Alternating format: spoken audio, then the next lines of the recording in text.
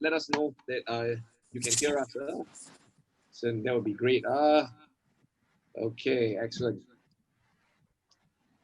Can everybody hear?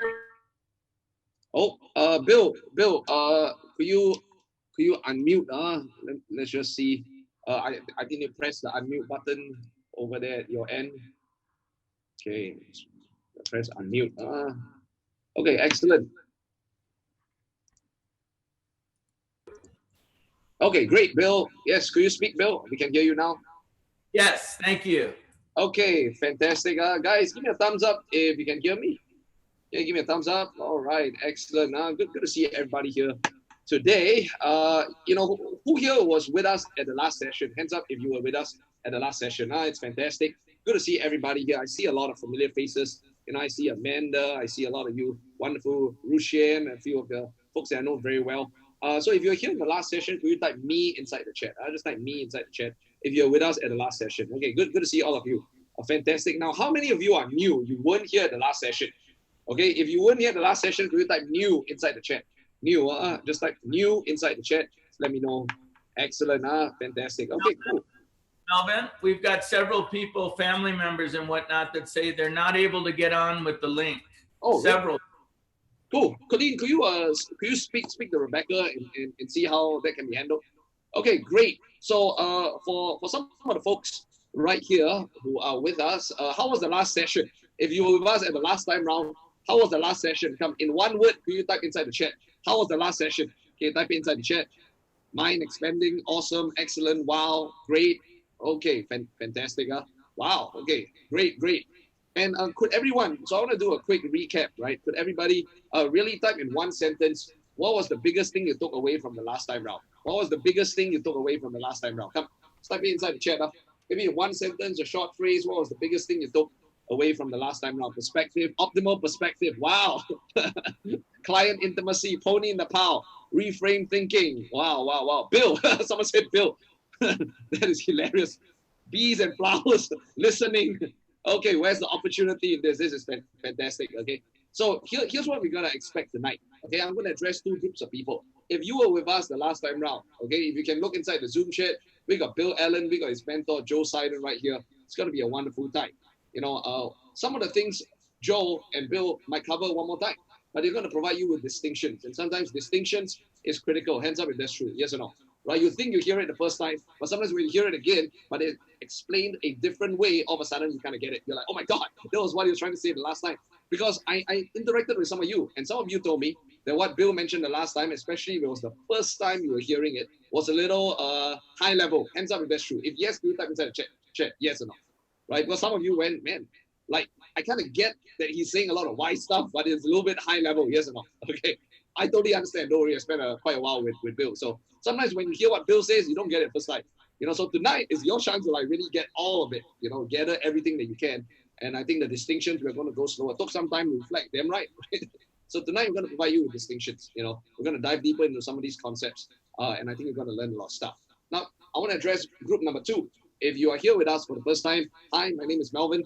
I'll get into how I put this whole thing together very shortly before I hand it over to Bill. But tonight, you're going to expect profound wisdom. I've gathered these two gentlemen right here, and I want them to share with you some amazing ideas. If you're here with us for the first time, I just want to briefly cover why are we doing this, right? This entire call is for you if you're an entrepreneur, you're success-minded, you want to start your own thing, you want to be successful, whether you're a marketer, speaker, trainer, whatever you're at. Right now, would you agree, true or false, everyone else, would you agree that 2020 is quite chaotic? Hands up if you would, right? It's quite chaotic. Would you agree also that it's going to get even more chaotic? Yes or no? I find it hilarious. My thoughts are, if Trump wins, there's going to be chaos. If Biden wins, there's also going to be chaos. No one's going to be happy either way. And here's the recession hasn't hit yet. There is a price tag to pay behind COVID, right? So it's going to be pretty chaotic. It's going to be unpredictable. And 2021 is going to, we're going to pay the price. This is like the bill at a restaurant. Someone's got to pay the price, So when the stakes are high, every decision matters. Hands up if that's true. When the stakes are high, every decision matters. And here's the thing. None of us has ever in our life faced a crisis like this. Yes or no? You have not faced COVID before. No, you have faced a recession. Might be interesting. You might have faced the 2008, the 97 recession. but never a recession like this. Never a situation where there is a worldwide pandemic. The last time this happened, SARS, but SARS was on a very different scale. Yes or no? Answer, that's true. SARS was a different scale. If you lived in Singapore, what was SARS like? Right? No, it'll stay in a few days. The haze, well, you stay in a few days. Yes or no? Right? We have never faced a worldwide pandemic like this. I think the last time was the Spanish flu in the 1920s. So none of us really know how to react and respond to this. And in times when the stakes are high, every decision matters, and the principles and the mental models you use are very important. Hence, that's true. Now, if you have a weak mental model, a mental model that is not very supportive, you're going to make poor decisions, and it's going to pay and cost a lot. Clear? Okay, and I've gathered these two men here today because I truly care. Your business affects your team. Your business affects your family. Your work affects your family and the people that you support. And in times like these, I want you to be able to make the right decisions so that, you can take care of yourself, take care of your family, take care of the people close and dear to you, and be able to thrive in this crisis. If that's something pretty cool, can you type yes inside the chat? This entire event is for charity. I don't get a cent. I don't really care about it. I care more about you and the fact that I want you to at least take away 2 or 3 things that can make a difference. And if it supports you to see the world in a different place, see your current situation in a different place, then I think I would have done my job. Cool. Give me a thumbs up if that's good. Okay. And if that is my sole desire, then I've decided to find 2 of the most amazing people that can really impart some of this wisdom to you. I've spoken to Joe over the phone before, but a lot of my time is spent with my mentor, Bill Allen. Some of you saw me get rather emotional last time on Sunday because a long time ago, I dropped out of college at 21. I kind of thought that Steve Jobs, Michael Dell kind of paved the way for college dropouts to be really wealthy. Seem to not have finished reading the book. There's a lot more than dropping out of school. And I didn't know that. I didn't know anything apart from just dropping out. And it was very costly.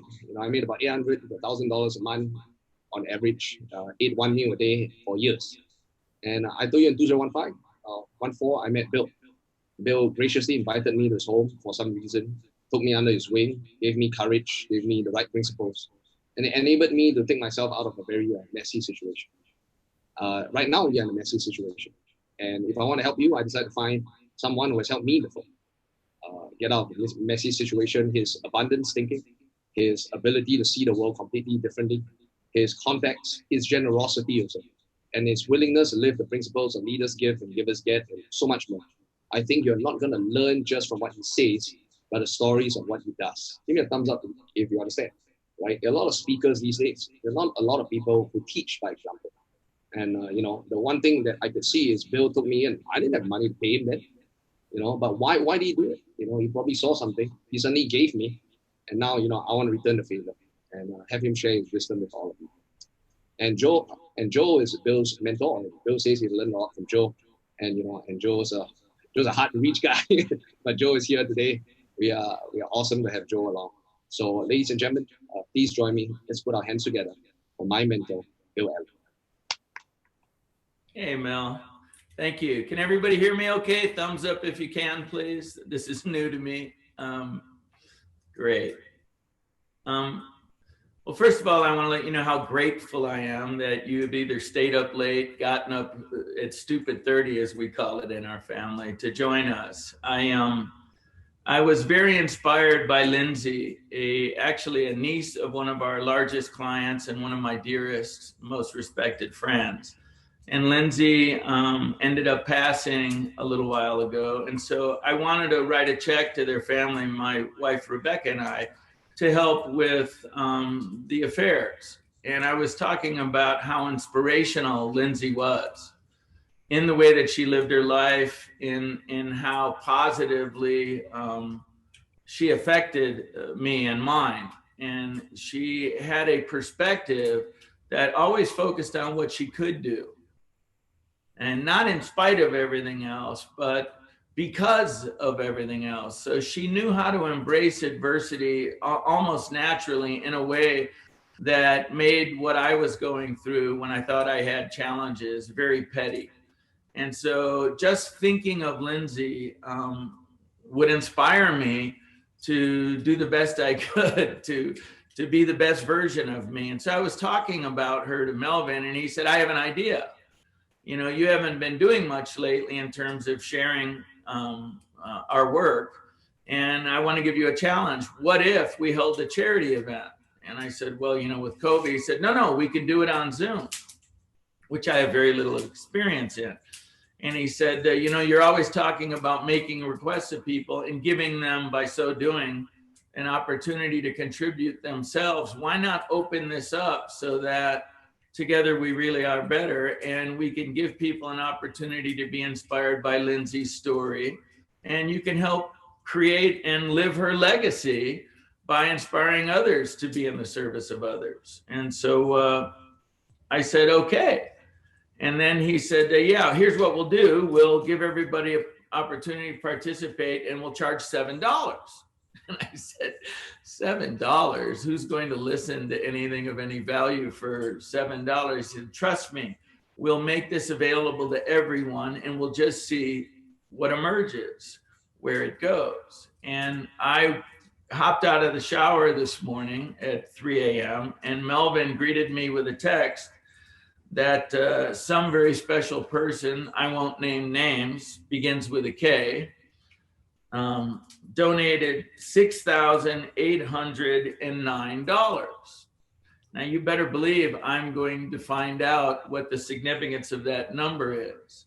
But I never would have imagined that one person, and I believe we've got well over 500 on this call, thanks to each and every one of you, would be that charitable.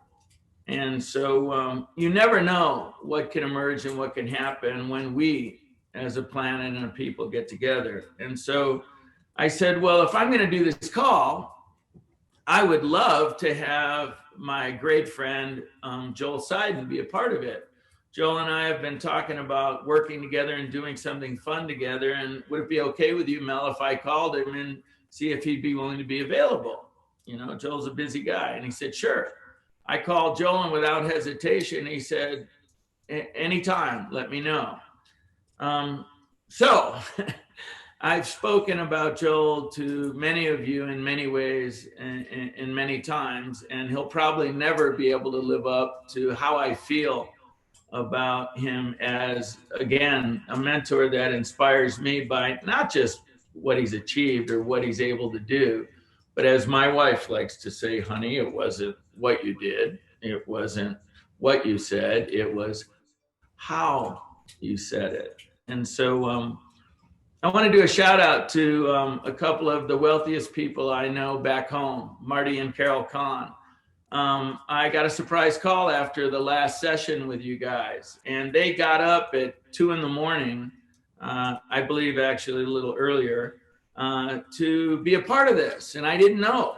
And one of the things that Marty and Carol shared was how refreshing their new perspective on Joel was. Up until then, I had probably told stories of him being what I referred to teasingly as a gazillionaire. But they really got the essence of the spiritual connection that I have with Joel, and how wealth has changed from my perspective and how I see it in my life. And so I've brought Joel to the call to share whatever he wants to share. But I'm thinking that it might be a great topic as I introduce Joel to, Joel, ask you, what is wealth to you? And how can we move to achieve it in a way that best serves not only ourselves but humanity? So without further ado, I'm very privileged to call Joel my dear friend. Rebecca and I are dear friend, and I'm very grateful for his willingness to get up at what we call stupid 30. So welcome, Joel Seiden. Thank you, Bill, and thank you, Melvin. It's an honor to be here with everyone, and it's a pleasure to be up this early. And I had my coffee, and I'm ready to go. So you start me off with a very big question, Bill. What is wealth? So I would like to set it back to everybody and say, what is wealth to you? I think what happens is all of us have our own definition. And if I ask, is it money? Many of you might raise your hand. Is it family? Many of you might raise your hand. Is it your relationship? Same thing. Is it your health? Is it your job? Is it your spiritual connection? And so if we all raise our hands at different answers, then which is the right answer? Are any of us wrong? And my response to that is it's a very individual concept as to what's wealth. And we all put our values in what's meaningful to us. And therefore, it's the right answer, whatever it is. And wealth, to me, is an inclusion of all of these areas. And it doesn't mean that we have to be in balance, right? Balance, okay, there's 7 or 8 areas of wealth that we want to focus on and of our lives. We should all be in balance. I think we should be in balance with what's important to us individually, so that if we want to focus more on our financial well-being, that should be honored. If we want to focus on our family, that should be honored.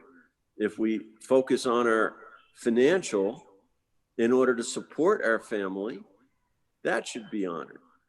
So to me, one of the things that happens is if we can see our highest values and work towards them and make sure that we connect the dots.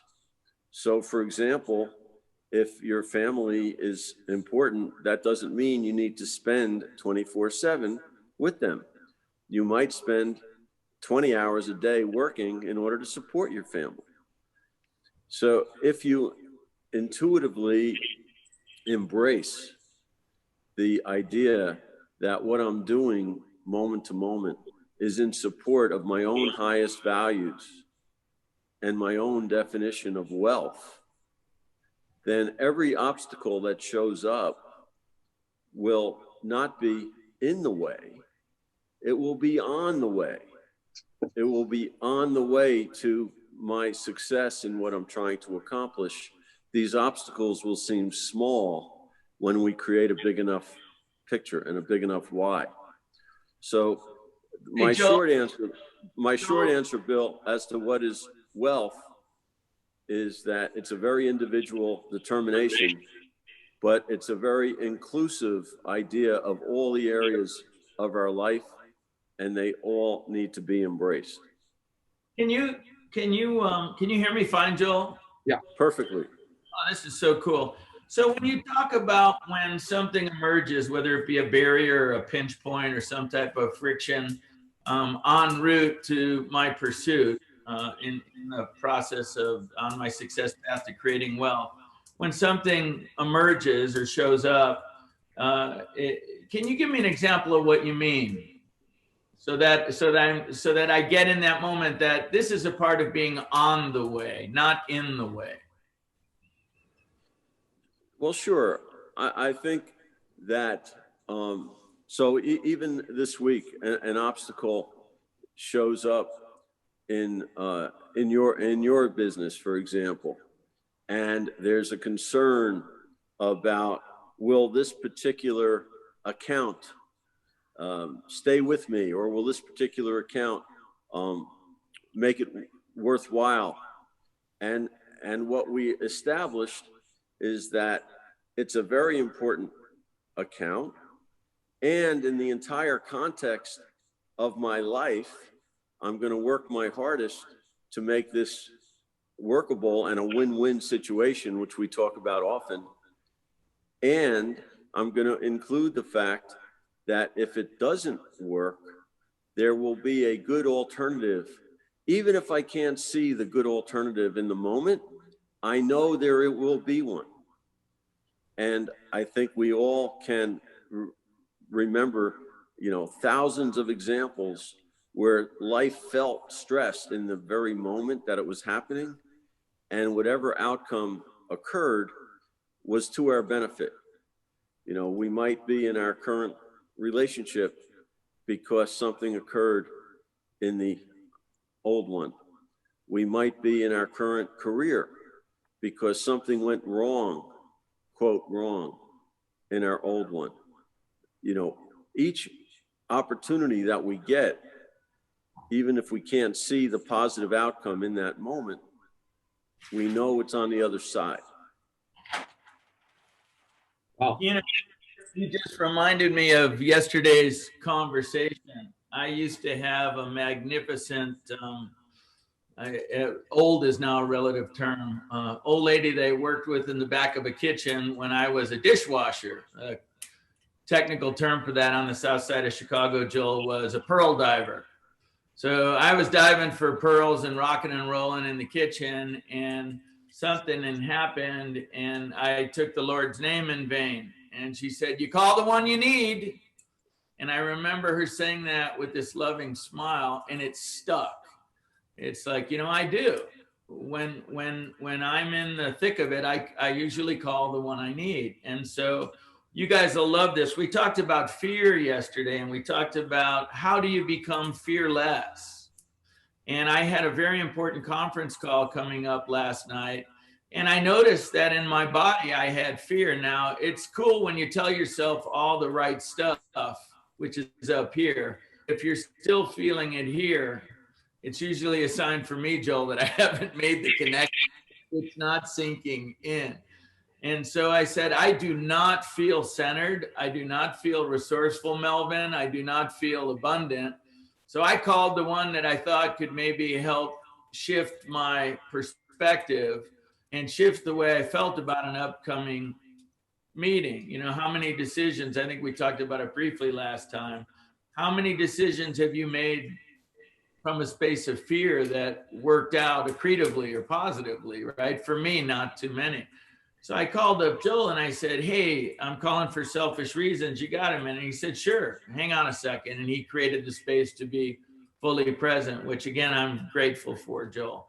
And he said, "What's going on?" And I said, "Well, I've got an unusual amount of fear about a meeting that, you know, on the surface doesn't look like it's got any real big issues that I should be concerned about. We're going over getting really flat on the upcoming staffing budgets and leadership budgets for the largest hotel in Waikiki on the island of Oahu in Hawaii. And there's a lot of pressure right now on the hotels, on our largest clients, and just financial pressure is immense. And the people who are shouldering that are my clients, and I really care for them. And so anything I can do to help alleviate that pressure is going to create client equity for sure. But long story short, we also have a lot of unforeseen things coming up. Our cycle time in terms of our cost to serve is going to go up. It's not going to go down. Our exposure to COVID-19 and the contact tracing that must be involved is going to end up sending many of our team members home just by power of proximity. And now there's a new law in the United States that says we have to pay them for up to 14 days, the company itself. So my cost to serve will not be what it once was. So there are all these new elements. And for some reason, I had anxiety around it. And what Joel uncovered with my bride, with Rebecca, was that, "Hey, how long have you had the account?" And it was decades. And she said, "Well," and he said, you probably have an emotional attachment to this, do you not?" And I was like, "Yeah." And so how do you feel about that? We got in touch with my feelings very quickly. And I said, "Well, I don't want to lose it." And so you've got an attachment to it. And that's all you really need to hear. Once I'm attached, I tend to be hooked. He said, so, and then you brought up, Joel, that usually after the event, when you look back, it's much less significant in many ways, and certainly much less fearlessness occurs. And so I remember thinking, look, here's what's going to happen. We're going to review all the facts. I'm going to give everyone an opportunity to share their feelings and their perspective. We're going to do the best we can to appreciate everybody's perspective. And then we're going to decide collectively, hey, what's the best way to play this? And that's exactly what we did. And it was a fantastic meeting. And my clients were thrilled. And afterwards, I spoke with their CFO and I said, boy, I sure made up a lot of stuff that could have happened at that meeting, none of which ended up happening. But what I want you guys to hear is after speaking with Joel pre-meeting, I went outside where I've got a team of landscapers that I'm working with because we're winterizing this estate, which is new territory for me. It's not cold in Hawaii and you don't have to blow out irrigation systems prior to freezing. I told her once it starts freezing, it's a sign from God to go back to Hawaii. But anyways, one of my lead guys who I've become very close with, he's like a son to me, he said, how are you holding up? How you doing? Now he's using my terms on me, Joel. And I said, you know what? Before I went in for that conference call with one of my mentors, I wasn't doing that great. I had some anxiety about an upcoming meeting. And basically, I'd like it to be 5 o'clock after my 4 o'clock meeting, because I know after the meeting, I'm sure I'll feel a lot better. And what you taught me, Joel, was if I future pace, and I truly realize that, you know, what's going to happen is going to happen, and it's going to be up to my perspective. It's how I'm looking at it, and in what context I'm holding it. That if life is for me, hey, everything's going to be okay, man.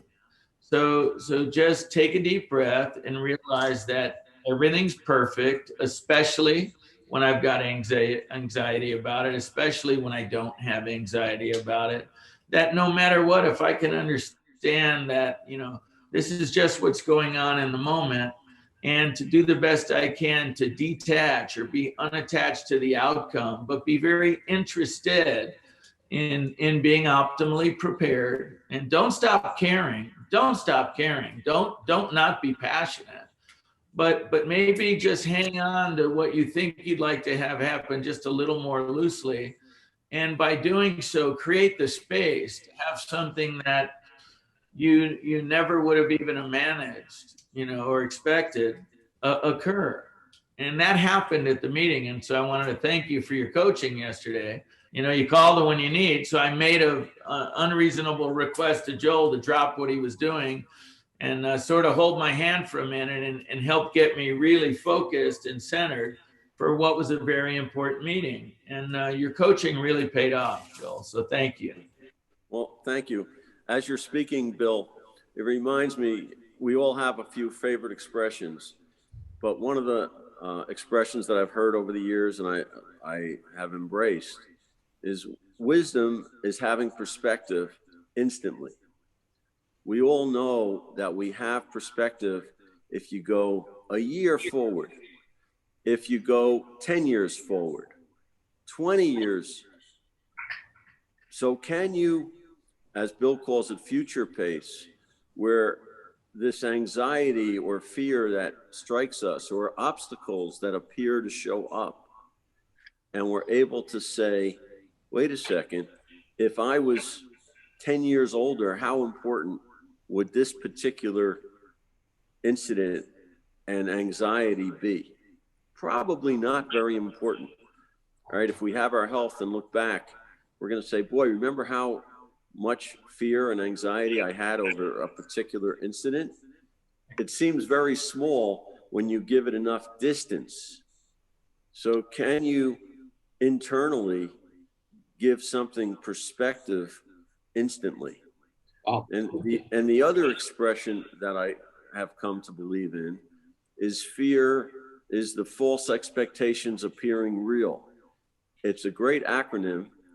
And most of the things that we think about and most of the things that we worry about, one, have a tendency to be negative in their outlook, which is, I think, just the mind trying to protect us.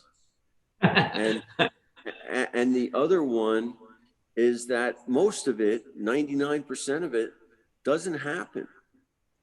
So can we understand that when our mind plays tricks on us and tells us, that doesn't mean not to be prepared. You know, Bill at his meeting yesterday was very well prepared for any outcome.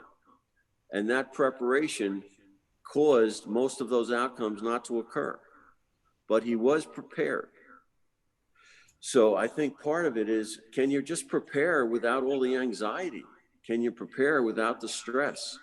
Can you prepare recognizing that you're doing your best every moment, and that's what you can do? And I think when you approach circumstances, however we perceive them, with a lot of presence, a lot of expanded perspective, you will see more opportunities in that given moment than going someplace with an idea that it has to be this one way. And if it's not this one way, the meeting will have failed, or even worse, I will have failed. And then you even can change your perspective about what's failure. Why am I so afraid of that? The faster I fail, the faster I grow. So let me just move forward in that area. So there's almost nothing that we approach that doesn't have more perspectives.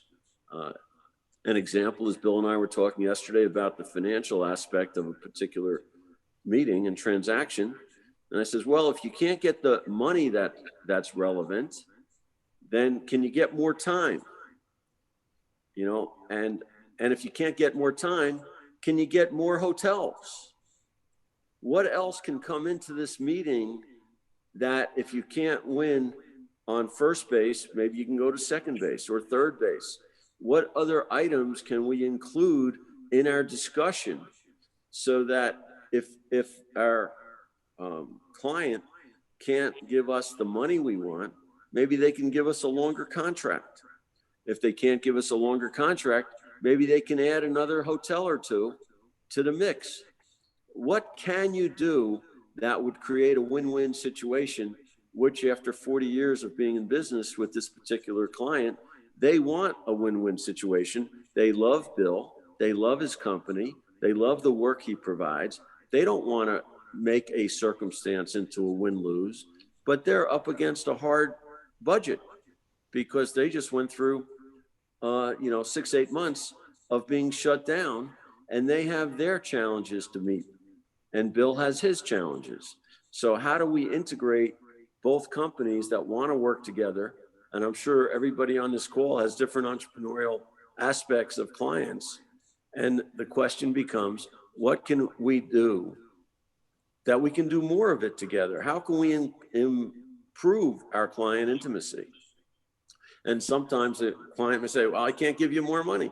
Okay, can you give me more accounts? Can you give me longer contracts? What can we do that would create a win-win? And by asking that question, I think many of us will be pleasantly surprised that we do have deeper connections with our clients than we think.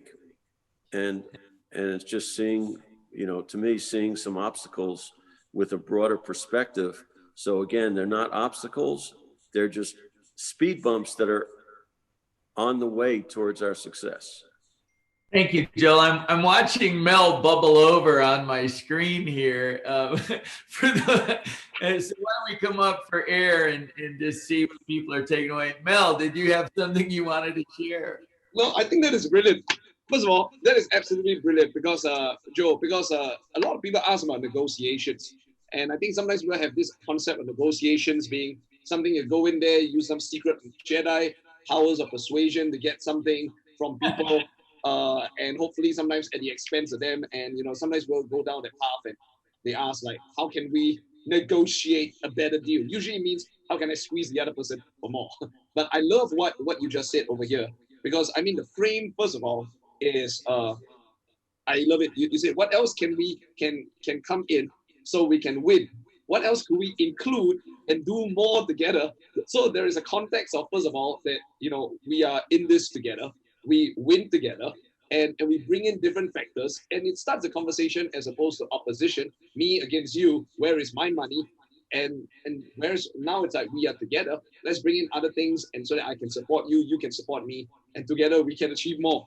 And I think frequently that's not how people think about when they think of a negotiation. It's always adversarial, me against you, you against me. And I just love this. This is amazing. I must say I've never thought of this before. So for those of you that are new to the call, and again, other people will use the word review, and I like to use anew. See, because if I said there's something really great here, I'd like you to pay attention. And if I say review, what does your mind tell you? I've heard this what? Again, Yeah, before. yeah, I've seen it. What? If we're going to review it, oh, I've seen this before. And a lot of times, Rebecca, my dear friends call her Saint Rebecca, she'll say, you're not watching that movie again, right? So some of my favorite movies, I've seen hundreds of times. Now, my kids who are on the call will tell you I've seen the first 10 minutes of that movie hundreds of times, because there's a dirty rumor that I fall asleep on occasion when I watch a movie. But the fact is, why do I watch them again? For them, it's a review, but there are parts of the movies that I see anew, right? And my belief in life is, if someone's telling me again that I need to listen anew, not with an I already know listening, but you know what? There may be a reason Joel is talking about this again. You know, I already know that. I've already heard that. Why are you bringing that up again? And I think it's the universe going, hello, I'd like you to really listen, not wait to talk, and look at this anew. So for those of you who think you've heard me say this before, I'd like to say again, and maybe you can listen anew. All right. So when I review, I want it to be anew. And I don't mean to get wordy, but it's just, Sunday, I said, some of my best thoughts are what? Those of us, right? And so I'm really impressed with my thoughts that Joel just shared. Okay. So imagine those of you who say, well, you know, I don't have a Joel to call. I'd like to have a Joel to call. And I would tell you, then what's between you and creating one?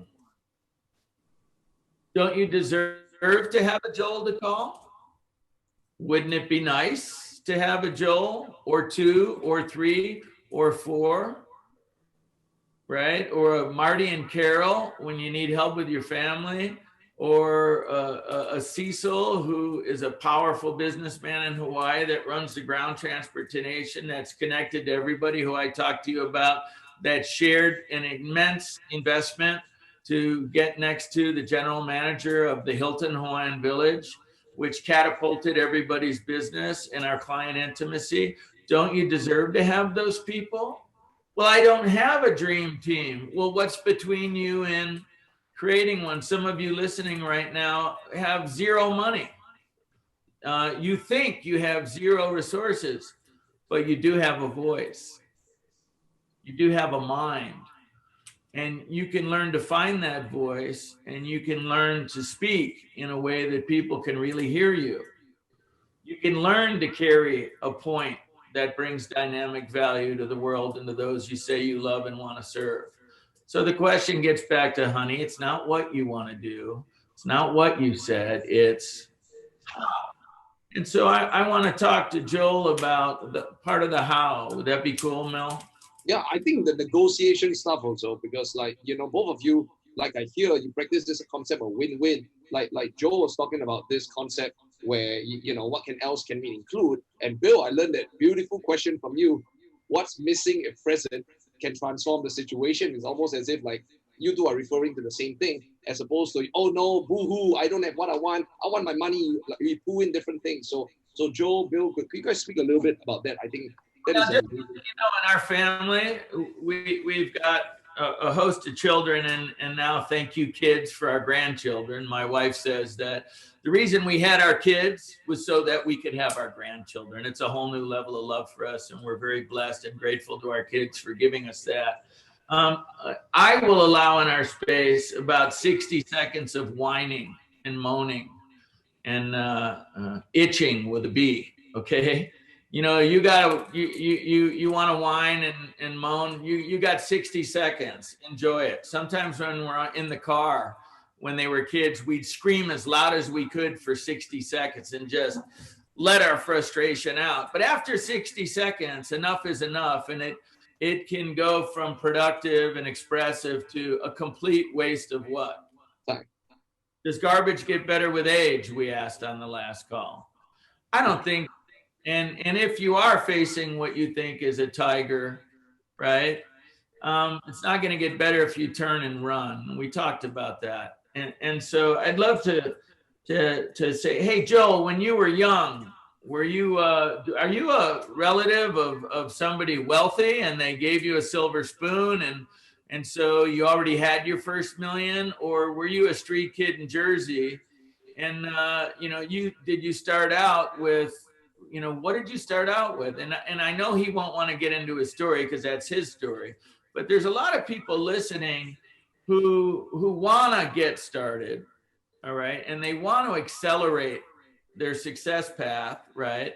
And they're more than willing to do what it takes, but they don't have the how. So Joel, would you be willing to talk about, where your humble beginnings were, and how the hell can people listening in some of the most challenging times, I mean, kids nowadays, to grow up and get a beautiful home and handle childcare or build a business and balance family, I mean, where do you start if you want to create what you refer to as true wealth and true abundance? And how did you do it?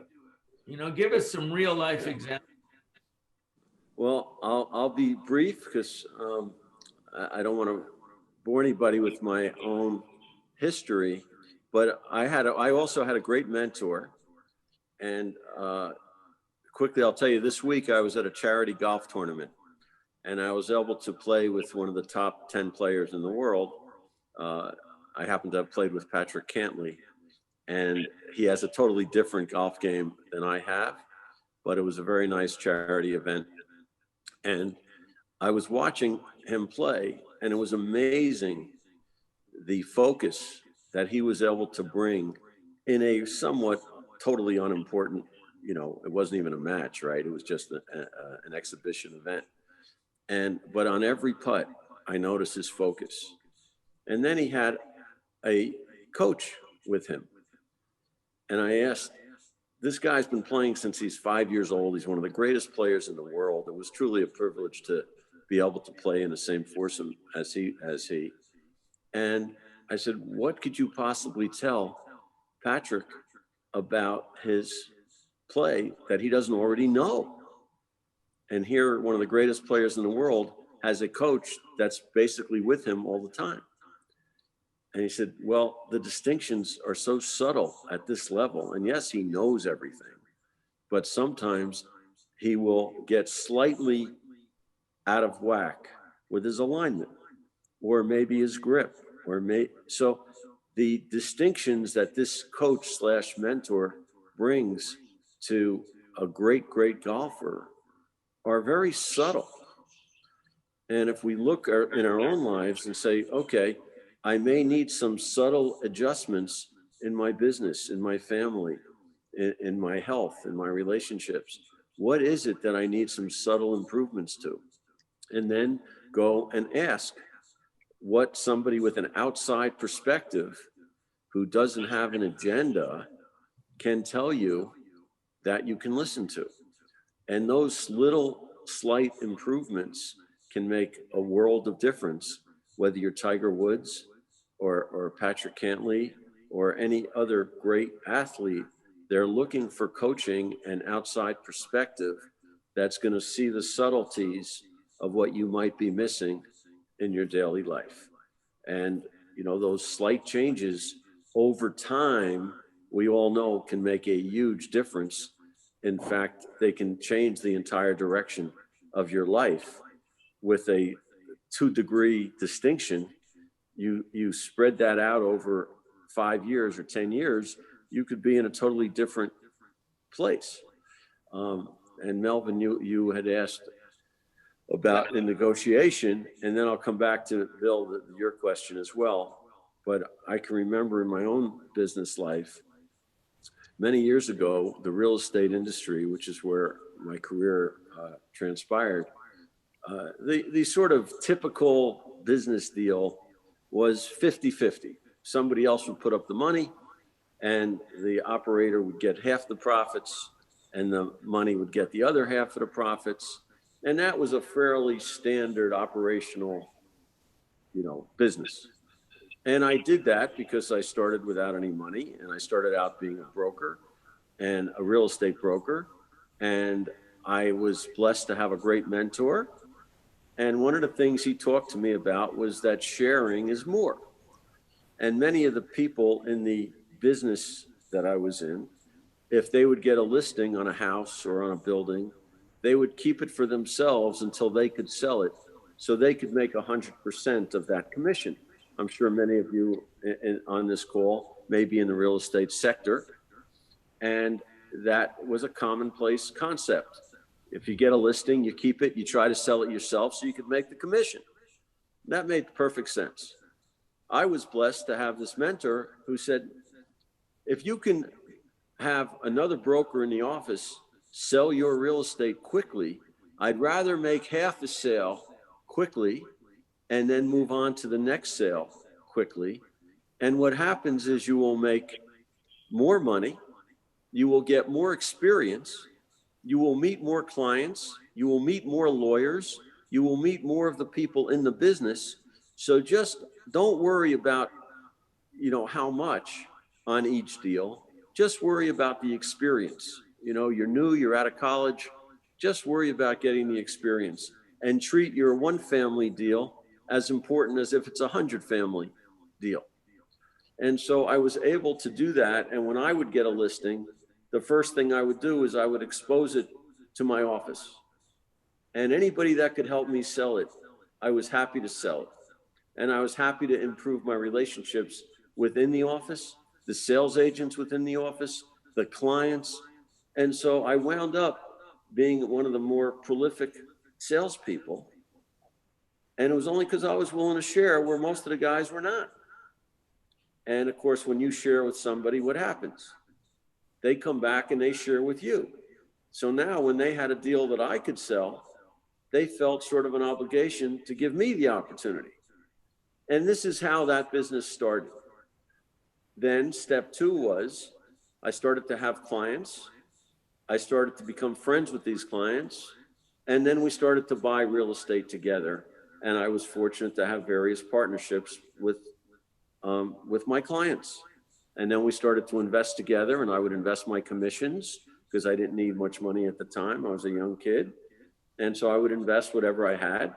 And I started to build a business as a principal rather than a broker. As that evolved, fast forward a lot of years, I started to get into this 50-50 arrangement. And I ultimately got an institution to back myself and my team. Well, along the way, I think one of the places where I really got this theory of sharing and looking for other approaches, what else can you do for win-win, is along the way, my biggest investor, which was a big institution, said, Joel, this 50-50 arrangement doesn't work anymore for us.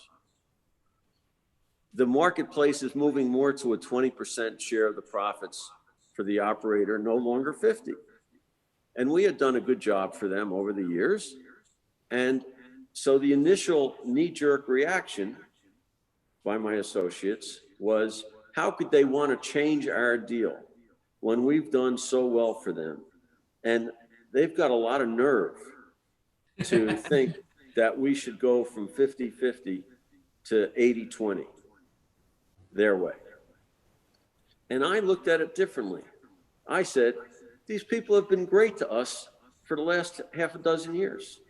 And if they, because of their exposure to the world, need to change our deal to 20% instead of 50, let me speak to them and see what else we can do together. Because I know that they really like us and respect us, and we've done a very good job, and they know the same. So I did exactly that. And I went to them, I says, what else can we do together so you get what you need without an obstacle? We'll cooperate 100%. What else can we do? So what do you think they said?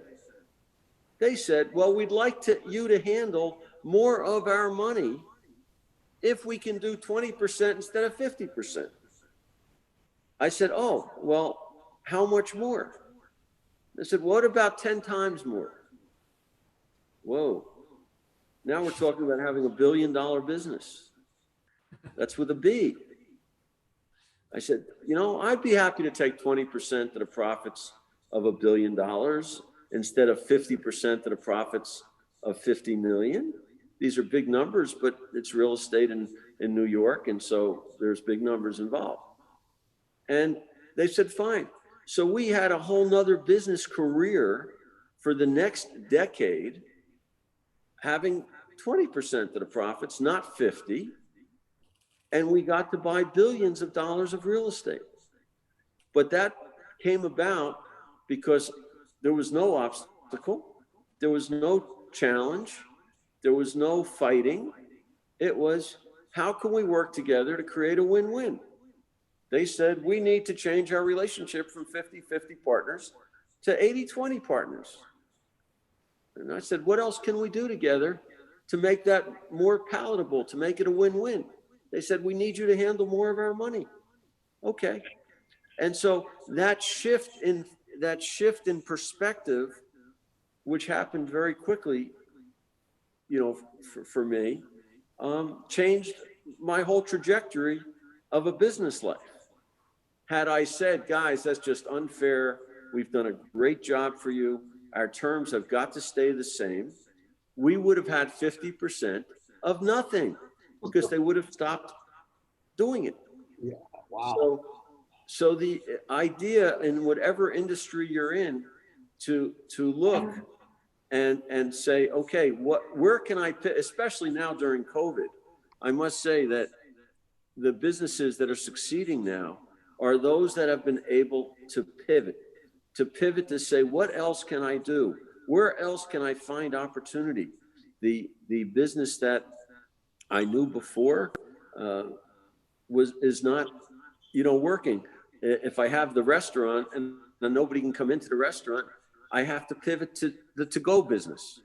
And so let me create a great online e-commerce business of a to-go restaurant.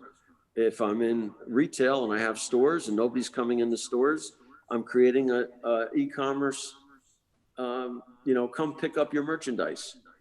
So those businesses that are pivoting are succeeding, and those that are stuck in their old ways are struggling.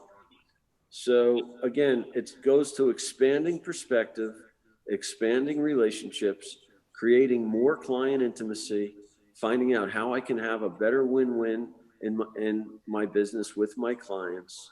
And also it gets to be fun, looking for the opportunity. You know, what can we do together? What a great, so you guys that are listening, see, that was a story about Joel being a power broker in the domain of real estate. But I want to chunk up. I want you, and of course, my family on the phone is going, uh-oh, here comes the bumper sticker talk. But true or false, he pivoted from arguing and making his clients wrong, which is where your associates went. How could they, after all we've done for them, right? That's what I heard you say. So are you out to make your clients wrong or strong? And so Joel said, look, you know, this is what you say you want. I get it. With all you're dealing with, I get it. So how do we give you what you want and need in a way that, as you said, is win-win, right? But the point is, you are asking the questions, how do we continue to make our clients strong? And so when things don't go the way I think they should go, Joel, I often want to make those around me what? Wrong, you know, because I feel that I'm right. And I could be right out of business, as you say. So understanding the importance and having the wisdom, as you say, Joel, you know, to be able to gain, right, the perspective. You shared with us, I was listening very carefully, it didn't take you a long time to come around to the fact that unless we make them strong, we're going to be right out of business, right? And so trying, you know, understanding that, you know, when time's of the essence, this instantly becomes very mission critical in terms of effective execution. So being able to have perspective in the moment, as you like to say, and you've taught me very well. In Hawaii Care and Cleaning, in Hawaii, as the town janitor, when do we need to handle things? When something important crops up. If the baby's on the edge of the counter, I suggest you handle it in the moment. So when you're going to make an important choice or a decision, what's going to drive that decision? I suggest you it's going to be your thinking. And so having the right mindset is critical to effective execution. And what I heard you say is, listen, when it comes to creating client intimacy, when it comes to building trust, when it comes to sustainable, long-term, successful business, we don't make our clients wrong. We do everything in our power to make them strong. And that's what I heard you say. Wow. Yes, yeah, and that's true in all areas. Say, you know, where can I bring value to my home? Where can I bring value to my relationships? Where can I honor my partner? Where can I, you know, essentially expand my own perspectives to be of value to myself, to others, to my family, to the world. You know, I think these are all critical things. In fact, there is one thing I want to share before our time goes too quickly, is if we all think about what do we do without any reward or punishment? What did we do as children that nobody had to pay us to do? What's our intrinsic motivation? And if any, we could all take a quick 5-second, you know, close our eyes and think about, gee, I used to, you know, what do I do when I woke up as a child, or even now, that I want to do? And nobody has to say, will you please, you know, we don't have to discipline our kids. They want to get out and do it themselves. You know, whether you're Tiger Woods running out as a kid to go play golf and nobody had to tell you to, gee, Tiger, if you'll go out and play golf when you're 10 years old, you're going to be famous. And that's why you should do it. Extrinsic motivation is not enough. Reward is not enough. Punishment is not enough. What are the things that drive us intrinsically that nobody has to punish us or reward us to do? And if we all can touch that intrinsic motivation and then connect it to the things that we're doing now, connect it to the values that we have, then we will be intrinsically motivated to get up. Now, Bill is up, you know, as he says, stupid early every day. Every day I can call him at any time. I know that he's, you know, up or available. And he's been so practiced because he's been doing it since he's 15 years old that, you know, stupid early in the morning, he's getting up to, whether it's to play golf, whether it's to get on the phone with his team, whatever it is, he's an early riser and a ridiculously hard worker. But I don't think he looks at it like, oh, damn, I have to go to work today. He jumps out of bed because he loves what he's doing. He loves who he's serving. He's serving the same clients for 30, 40 years at this point.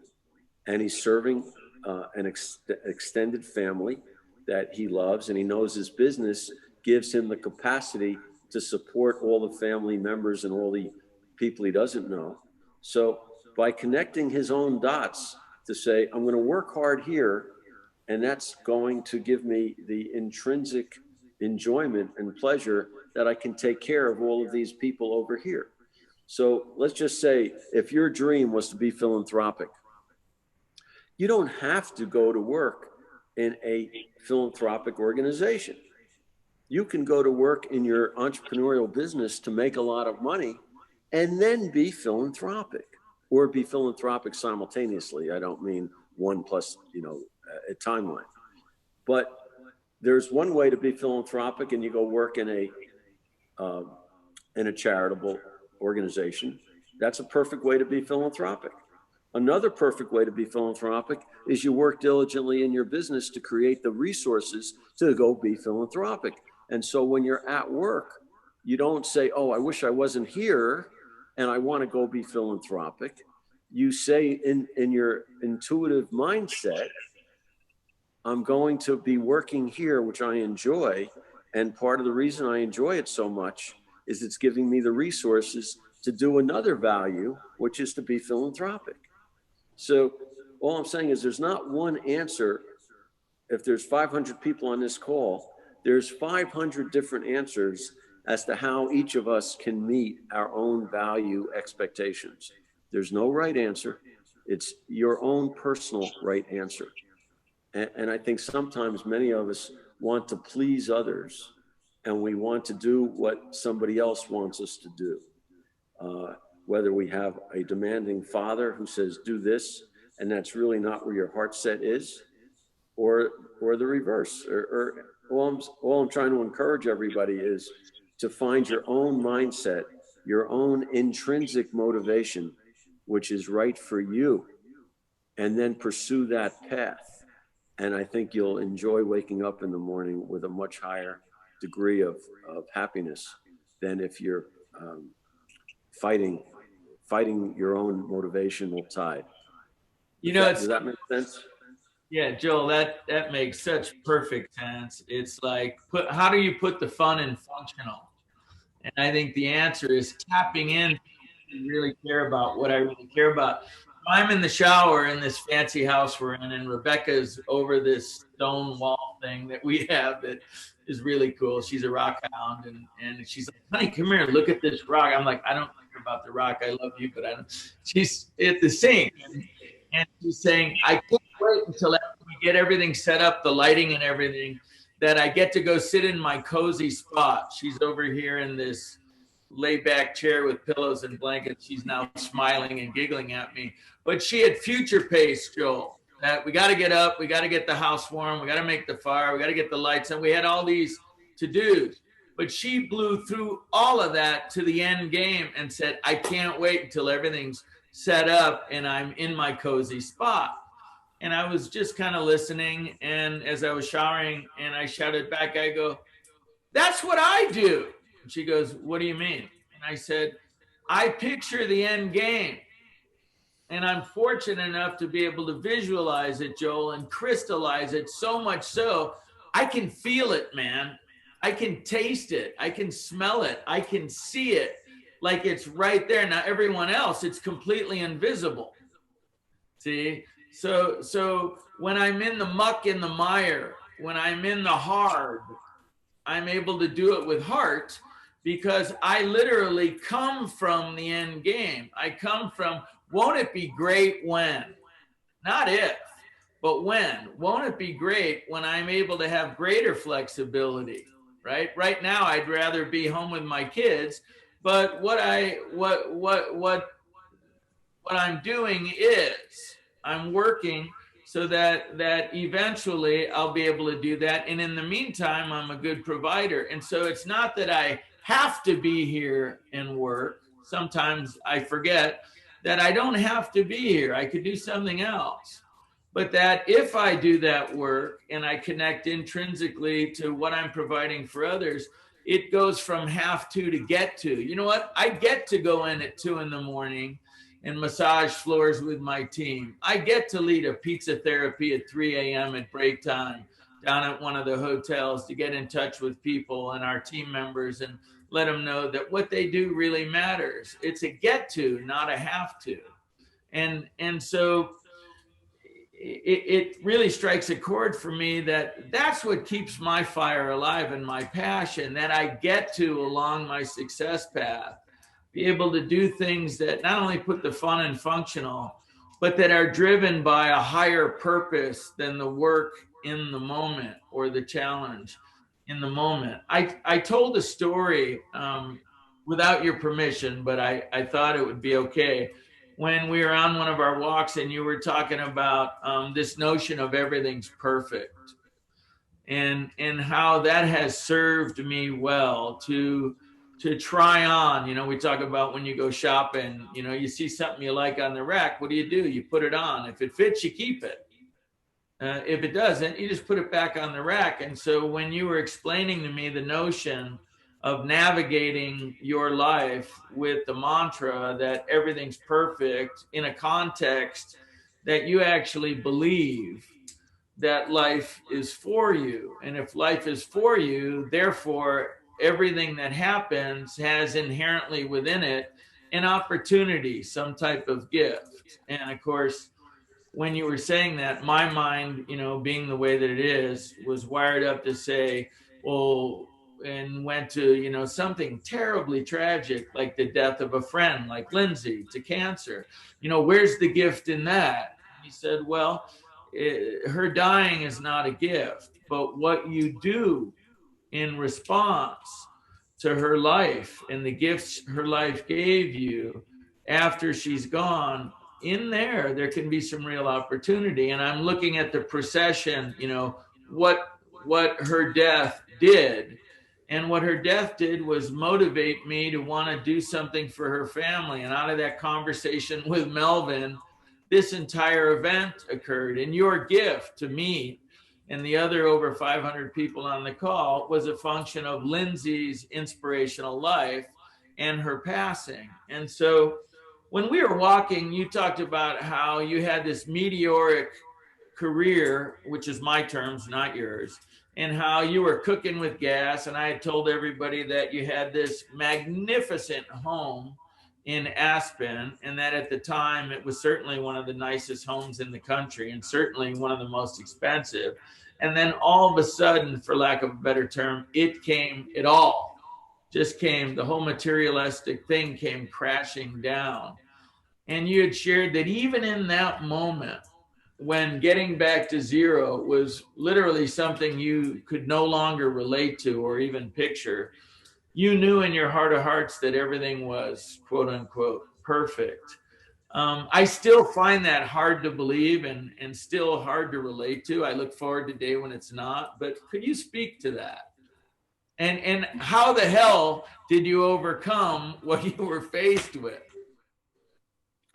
Well, we get creative when we have to eat and send your kids to school, and you find an inner strength that you don't really know exists until you get faced with those challenges. And those were challenging times. I mean, this was the crash of the 80s. I was in the real estate business, very well overextended. I don't know if anybody in this audience can relate to being overextended, but as a young guy, I thought I could do no wrong. And I'd had a pretty good short-term track record. And I did it with a lot of debt and a lot of personal guarantees. And when the markets crashed, I sort of crashed with it. So sort of a big boom. But I knew I wasn't quitting. I wasn't going to stop working. I wasn't going to stop trying to provide for my family. So it was keep going one step at a time. And so I knew there was going to be a bright light on the other end of this unknown. And in fact, it leads me to another one of my more favorite expressions. But the fear of the unknown, I can now see in hindsight, but the fear of the unknown, if we can reconvert that into infinite potential, I think that if we could, all the things that we fear in our future that we make up, that chasm of uncertainty could be looked at as a chasm of infinite potential and infinite opportunity. And each time we get faced with one of these, what I'll call overwhelming, fearful moments that we create in our mind with perspective, we could really just say, okay, I know I'm seeing it that way right now, but there is another way to see it. And that other way to see it is I've got so much potential buried within this fear and within this unknown that, let me just look for the potential. Let me look for the opportunity instead of getting swallowed up by the fear of the moment. And I think that, in that sentence, again, this is with hindsight, right? Many decades of hindsight. I've been able to look and say, okay, I think in many ways I did that unknowingly. So now I want to share the fact that you can do it knowingly. You don't need to be gripped by the fear of uncertainty. you can look and say, wow, I don't have any idea what's coming, but I know I'm in the midst of a period of my life with enormous potential, and let me look for it.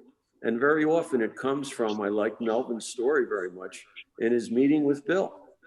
So he ran into Bill, in quote, by the synchronistic accident. And Melvin was open-minded to it. And when Bill gave him an opportunity, and I never heard Melvin's story until last night, when Bill gave him an opportunity that said, I'll buy, you fly, he took it. How many people would say, I'm busy tomorrow? I have something to do tomorrow. I have a luncheon. I can't change the luncheon or whatever else it might be.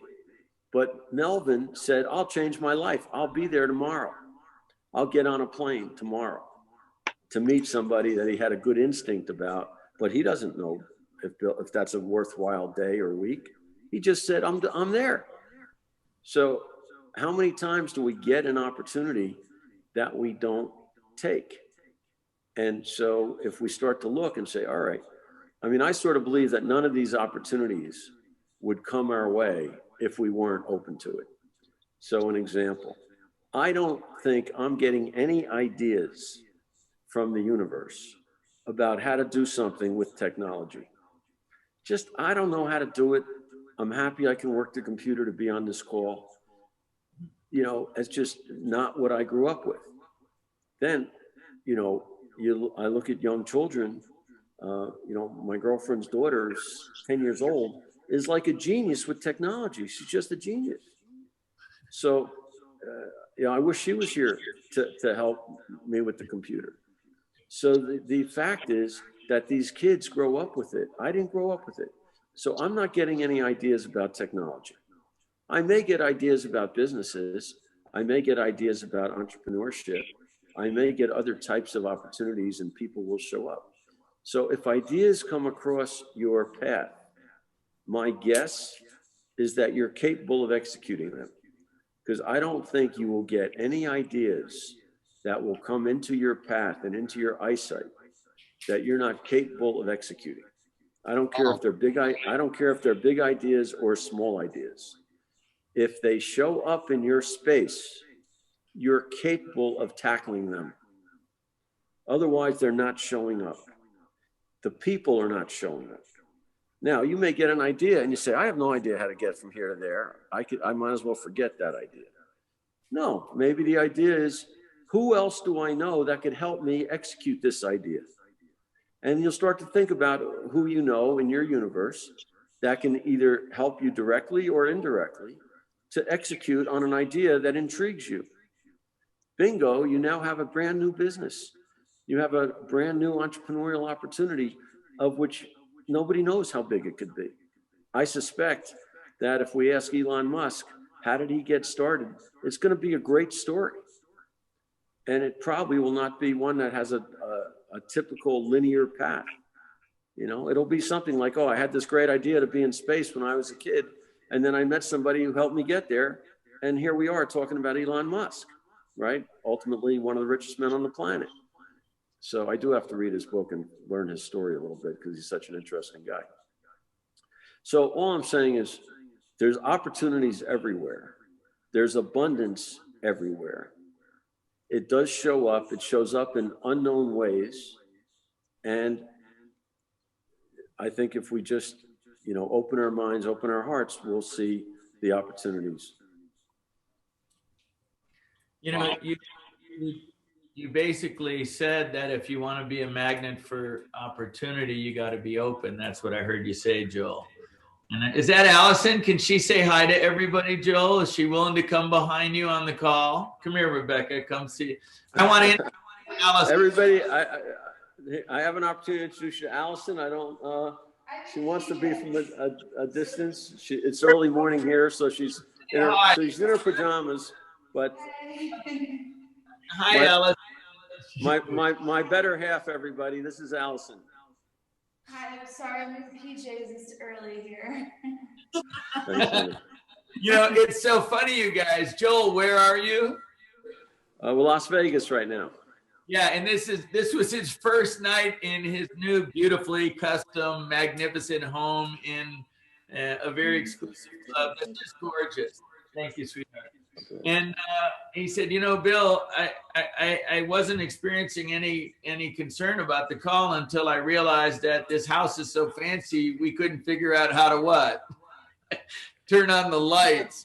It's not one of those intelligent houses, and evidently, Joe, you've got to be somewhat intelligent to live in them. So I thought it was hysterical that the new fancy home, the big challenge was turning on the light. Yeah.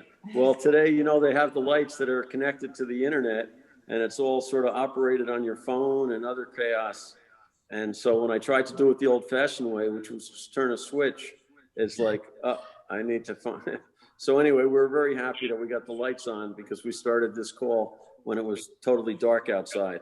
And so, but without, I don't want to screw up my positioning, but there's a little bit of our mountain view. And, holy moly! So, wow! And this is my first morning here, so we're excited to be here and share it with everybody. That's fantastic.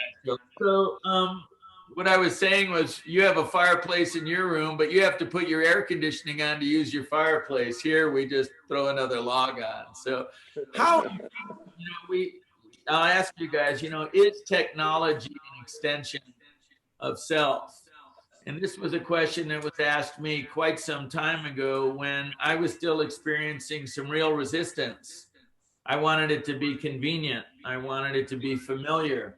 And the reality was, as the world's changing and there are structural changes that aren't going to go back, like you might have been in the buggy whip business, and then when the Model T rolled down the street, believe me, I don't care how well you made horse carriages, unless you pivoted, it wasn't going to matter. We weren't going to go backwards, right? The computer brought in a structural change. When it comes to fashion, if your tie's out of style, hang on to it for 6 or 8 years. Believe me, it'll come back around. So that's cyclical change. But in the face of structural change, that's not change you want to resist or go up against. And so it created that distinction, the difference between cyclical change and structural change, shifted my willingness to embrace technology, and which basically means, Joel, you got to be really nice to your 10-year-old. So I want to do a shout out to Melvin and his team at Enlightened Profits, because it occurs to me that you sourced this call from Singapore. And I often talk about intimacy, client intimacy, and that if you want to have your biggest and best, if you want to have big clients that are extremely profitable and you're able to deliver value and you want to do it in a sustainable fashion, like people say, well, what's your plans? And I say, well, I just want to do business with the best and the brightest from now on. I just want to work with you from now on, right? And that you put this whole thing together through the gift of technology. And so I want to make sure we don't forget Melvin and Lindsay's family. We really thank you and your team, you know, Josiah, everybody there. If I start naming names, I know I'll leave someone out. But so we look at what this can do, and I'd love for you to speak. You know, we say, is technology, the question, Joel, is technology an extension of ourselves? And if so, how so? And when we talk about creating wealth, we know that leverage is often key. It's paramount to do anything truly profound and truly, you know, on a bigger, better scale. And so if you can speak about technology, you know, and I love the fact that you said, I didn't grow up with it, but knowing what you know about technology, you know, what do you really feel the optimal mindset is when it comes to technology in this day and age, and how it affects or enables us to create greater wealth? So I feel more capable of talking about leverage. And so I'll go to leverage first.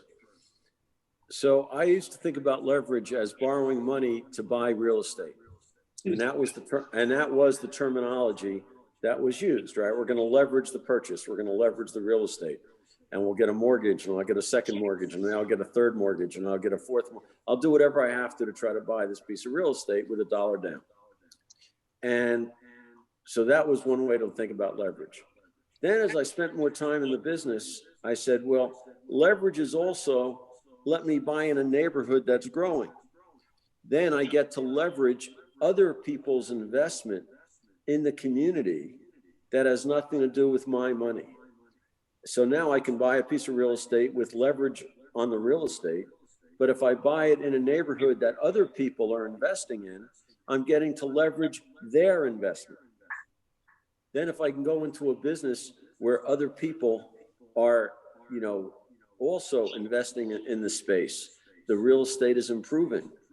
This is something I'll get the multiplier effect of my own investment. I'll get the multiplier effect of their investment. I'll ultimately get a lower cap rate, and I'll get even more value for where I'm heading. So I think leverage, now we also can look at leverage and say, I don't have the money right now. Well, I want to go leverage the bank to buy the real estate. And it doesn't have to be real estate related. It could be anything related. I need to leverage other people. I don't have credit right now. Okay, I need to go find people with credit that want to join me in my idea. So there's, one of the things that occurred is after as Bill calls it, the crash that I experienced where, I had just had so much debt, to get to zero felt like a big deal. I said, okay, I don't have any credit. Nobody's going to lend me money to buy any real estate. Nobody's going to lend me money to buy a car. So I have to go work with other people who do have credit, that do have experience, and they have to like what I'm showing them and telling them, and we can then do it together. But it doesn't have to be my money. It just has to be, my opportunity, and then other people will join. And that's ultimately what happened is I found other people who liked the opportunities that I presented, and they were willing to utilize their credit and their wherewithal to buy for their benefit and help me up the ladder, and until ultimately I got my own credit back. So leverage can be looked at in many ways, including who do I know that can help me do what I want to do.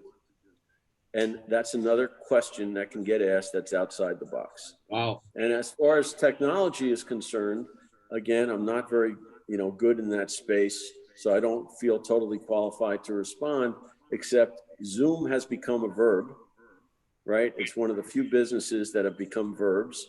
Yeah. Airbnb, I think, is another company that's become a verb. Uber has become a verb. These are all businesses that essentially have gone from being brand names to escalating to being verbs. And they've done it through technology. Wow. So, this is the future. I don't know whether anybody's going to go full time back to offices, but the fact that we can have this call with 500 people, largely in Singapore, I would imagine. Yeah. This is fantastic.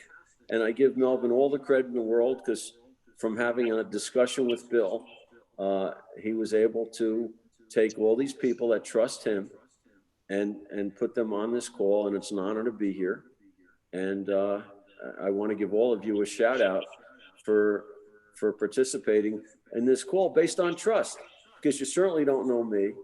You barely know Bill from a short-term meeting, but you do know Melvin, and you do trust Melvin. And so I give you a shout out that with the opportunity that Melvin presented, those of you that are on this call took it and jumped on it. And I hope you get some value from the morning. Wow. Bill and Joe, I have a couple of questions to ask because there are folks typing in the chat to me. The couple of questions they have is, first of all, you mentioned just now, Joe, very profoundly, that sometimes the great ideas, they come to us because they are for us to execute. Now, some folks ask, how do I know which is my purpose? How do I know which is the idea I'm supposed to do? And more importantly, what if I don't have a team of people around me? How do I attract quality people into my life? How do I set up a context so everybody can, know how to have culture? So what are some thoughts you have on some of these questions? Which idea is good? What is my purpose? How do I attract people? How do I keep a culture? What are your thoughts? Well, there's a lot in that question. I think, listen, relationships are critical, and they're so important. So you need to be and attract people and that you trust and that you want to spend time with and that you want to be with. It's the most important thing you have is what are you going to choose to do with your time? And I think to the question of, is this the right opportunity, it goes back to intrinsic motivation versus extrinsic. If you can look forward to doing the work, whichever it entails, if there was no money involved, would you do it? Right now, I get up and enjoy playing golf in the morning and taking lessons and learning, of which I never am going to get any reward for that activity, never. But I like improving. I like learning. I enjoy the process, and it has no ultimate reward attached, except, my own growing personal growth. But that's, a factor for me at this point.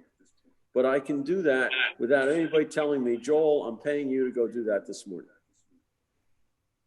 When I was, more actively working, I would jump up to go to work. Why? Because it supported my family. It supported the people I love. It gave me the ability to be philanthropic. It gave me the ability to do many things. So I knew that jumping up in the morning every day at 6:30 was going to create the things that were valuable to me in my life. So I think to answer your question the best I can quickly, Melvin, is, am I intrinsically motivated to do this activity? Does this opportunity turn me on to get up early and work late? And then if the answer to that is yes, then I'd follow it up with, who can I include that I know that can either directly assist me or know people that might be able to assist me. And I'll go talk to those people and say, I have this amazing idea, this amazing opportunity. I don't have the resources to do it, but I have the passion and the idea to make it happen. Who do we know together, Bill or other friends or associates or mentors, or they call you and say, in your network, Melvin, you've got a huge network that you've created from nothing, huge network. And they now know you. You're now in their network and vice versa. So now they could call you and say, Melvin, I've got this opportunity. Who do you know in your network that can help me execute it? And my guess is you may know 5 people that can help them execute it. And then you'll be the cog in that wheel. And all of a sudden, your own entrepreneurial activities will expand exponentially. You may be a proud owner of 20 new businesses as a result of this phone call, right? Because the people will now call you and say, Melvin, help me out. Who do you know that can help me? And then you'll execute that and you'll become their partner / assistant, teammate to help them execute. So we don't have any idea where opportunities are going to come from and how we're going to get them, executed. Well, Bill? Well, what Joel was talking about, he says stuff and it's so elegant that oftentimes it's like the 2 fish going water. You forget about the water. I think last time I spoke about, number one, we could give you all the how, but if you don't feel worthy, if you're not willing to be open to receiving, I promise you, no matter what, at least in my experience, I would predict it ain't going to work. It ain't going to fly. You say, but I got up early and I worked hard and I made the calls and I did the hard with heart and I love my family. And I said, yeah, but did you really believe that it was okay for you to be successful? In your heart of hearts, did you really believe it? And so understanding that, you're a perfectly designed child of the universe and you've been designed to contribute as only you can contribute.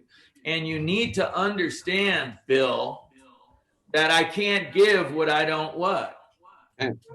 I mean, if you need to borrow money from me, and we'll just use money because it's easy to understand, and I don't have it, can I give it to you? No. No. Okay. If you want to use my credit line, but I don't have it, can I extend it to you? No. So from a generosity point of view, from wanting to make a bigger difference, I mean, you know, Warren Buffett, he made a gazillion bucks, did he not? Yeah. What did he do with the vast majority of it? Give it away. He gave it away because he wanted to make a what? A bigger difference. Okay. So as Joel so elegantly explained, he worked diligently in business to seemingly make money. He's always about, when people talk about him, how wealthy he is when it comes terms to money. But if you talk to him, what do you think he's tied to? He's tied to being a great provider for not only his family, not only his network, but for greater good throughout the world, right? So there were a couple of threads, golden threads, that were obvious to me in what Joel said. So when Joel was down, was he out? No. No, but he was down. Yeah. Okay. So how did he motivate? How to inspire him to still pop out of bed? He said, do I still have a family? Yeah. Do I still care? Okay, so then he said he found an inner strength that, I don't know if you guys heard him. I was listening very closely, that he didn't even know he what? Yeah. Did he draw upon it? Yeah. Yeah, right, right. What is fear? You think he still had some fear? Yeah, what is courage, right? It's fear coupled with commitment. So his commitment, I suspect, was just a little larger than his fear. Maybe not. Maybe they were whatever they were. But together he created courage, right? From his commitment. And so then, I don't know, Joel, I'm just making this up. I suspect he had to find his voice. And he had to go with a few requests. And if he was busted and he had failed miserably in the midst of all that went on, it must have taken some real courage to make what must have been not just requests, but unreasonable requests. So I talked about, you know, in making requests, how is that a favor to someone? Again, for those of you new to the call, I grew up in a culture where, you know, maybe I should call Joel. You know, Joel could probably help me with this. And then my background conversation, my mind's going, you don't want to bother Joel. He's a busy man. Your problems are petty compared to Joel, right?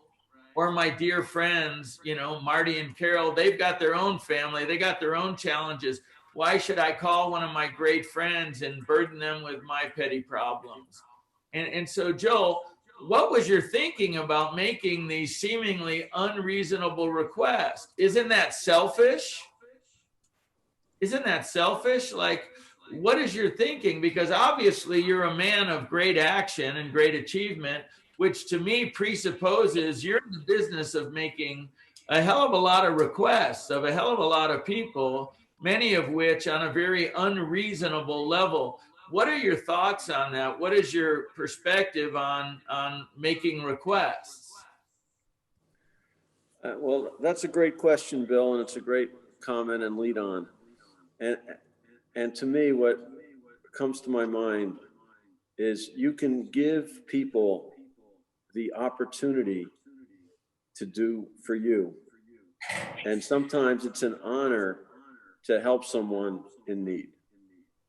And I'm not, and that's in all contexts, right? So whether you're helping with money, you're helping with time, you're helping with an event, you're helping with advice. Not surprisingly, people like to help other people. You know, that's part of what keeps us going every day, right? You just do what you do. Somebody calls for advice, you give it. Somebody calls for, I've heard expressions, don't lend money to friends. Well, why not? Are you supposed to lend money only to people you don't know because you don't want to jeopardize a friendship? Because if you lend money to your friend or your relative, you may not get it back. Well, that's right. You may not get it back. And why should that drive the friendship? you know, I mean, that's not an invitation for everybody to start lending money to everybody you know, but maybe, I mean, it could be. But the idea that if you lend money to a relative or a friend and you don't get it back, that's going to destroy the relationship. Well, that's only going to destroy the relationship if you allow money to be bigger than the friendship. If you don't allow money to be bigger than a friendship, then if you get it back, that's great. And if you don't get it back, that's not why you gave it. You gave it to be helpful. And making that distinction will keep many of the relationships in place that could otherwise be jeopardized. So, you know, we do just do things. And if we put ourselves out there and make requests, I think we'll all be very pleasantly surprised as to the responses we get. But one thing that has to be dealt with in that scenario, Bill, is our own pride. That sometimes when you're in need, you don't want to ask because you don't want to accept the fact that you're in need. You know, I mean, I have an emotional story, which each time I tell, I can get emotional, so I won't go too deep into it. But I had that with my own parents where they knew I was in trouble and I refused to ask them for any help. And it interfered with our relationship because I didn't want to talk to them because they'd say, "How are you doing?"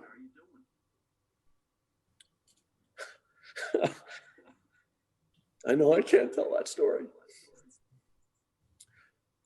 But when I finally accepted the fact that I did need help and I accepted it, it changed our relationship. Amen.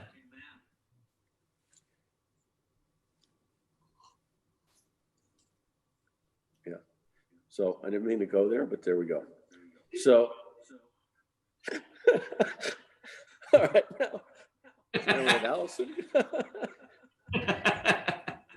Talk about getting to the heart of the matter. My God. And you know what? It's funny because I called Joel a few years back and I was really pissed off. That's in America, a California technical term. And I was really disappointed because someone didn't live up to my expectation. I had lent them for me a sizable sum. And I was like, you know, how could they? This was a buddy of mine and blah, blah, blah. And Joel started laughing, which for me wasn't an appropriate response. And he said, "So let me get this straight. He doesn't have the money." And I said, "Yeah, he doesn't have the money." He goes, "Well, if he doesn't have the money, how do you expect him to pay it back?" And I was like, "Well, you know, stop asking me logical questions when I'm busy trying to gather evidence that I'm right." And he started laughing. He said, "Listen, you got a choice to make. If you want this to break the friendship, you can have this be evidence to break the friendship. Why did you really lend the guy the money?" And as he said here so brilliant, I said, "Because I wanted to help." He says, "Well, then just hold the space. You can hold the space if you want, honor the friendship, and realize that, you know, when it comes to money, you know, this might be an inconvenient realization, but making them wrong isn't going to get your money back. Holding the space for possibility may." And again, back to making those around me strong, not wrong, and holding the space of possibility and letting go the way I think it's supposed to happen and hanging on to my old pictures just a little more loosely. What happened was the person was eventually, in that scenario, able to pay me back. And I learned more about the way they see money and what I can and can't count on them for. But it really enlightened me about, you know, how I was holding this idea of helping those around me. And it really freed me up from what I would call a lot of bad debt, Joel. I noticed that I had a lot of forgiveness and acceptance that came into my heart because, believe me, I have 7 figures worth of bad debt that I've so-called helped some friends out. And I had developed resentments about that. And I was able to let that go when I realized, hey, look, they're either going to pay you back or they're not. You didn't lend it to them, you know, for any other reason other than you wanted to help them out. You loved them. And so that changed the way that I looked at not only accommodating requests, but again, making them. So what do you give people when you make a request? Can you speak to that a little bit in terms of how you see, like what gives you permission to be able to make that request today? How do you see it? Where's the opportunity for the other guy? Well, I think if there's anybody on the call, and there very well might be, that's in a position where you owe somebody money, just using money as the example, but where you owe somebody and you can't pay it back at this moment. And if you're in that spot, I'd like you to understand that the other people have also maybe been in that spot. I know one of the things I do when I think about this stuff is I say, I understand, I have been there. But what you can do that's very meaningful, and it's meaningful to the relationship and it's meaningful for your own well-being, is you call before the due date and say, I don't have it. I'm trying, I acknowledge this debt. I acknowledge it. I'm going to get it paid. And it's going to take more time. And I can do a little bit now and a little bit later and a little bit after that. Or I can't do anything now, but I know I owe it to you and I haven't forgotten. And it's very important to me to get it paid, and we'll figure it out. I mean, I have one particular gentleman that's been giving me like $10 a week for a decade, and you know what? I respect every time I get the check. Okay. He only borrowed the money for 3 weeks. It's 10 years, but I get about $10 a week. And I really respect the fact that he continues to send me $10 a week. And it makes him feel good. He feels better sending that $10 a week than if I said to him, forget it, you don't owe it. That's meaningful to me. Then I have had other people over the years that I can't get them on the phone. I said, wait a second, didn't you borrow money for a month? They don't take my calls. I'm saying, okay, running away is not the right answer.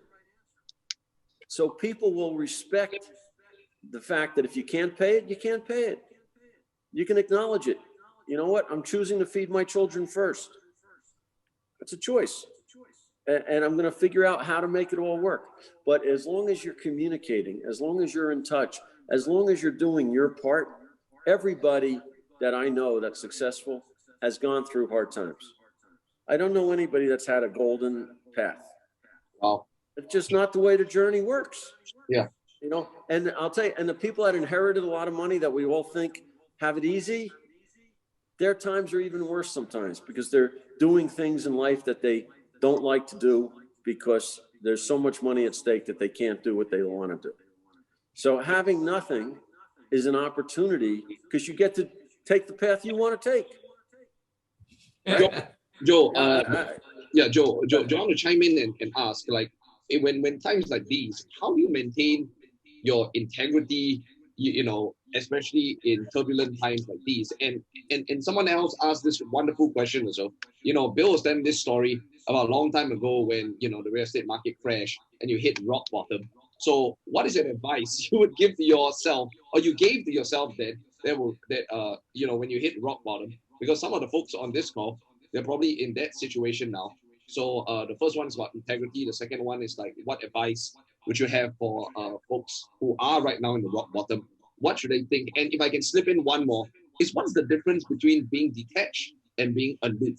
Because I think a lot of what you do is you're detached. You have a very different view of the time perspective of things. But when can detached be aloof where you don't care?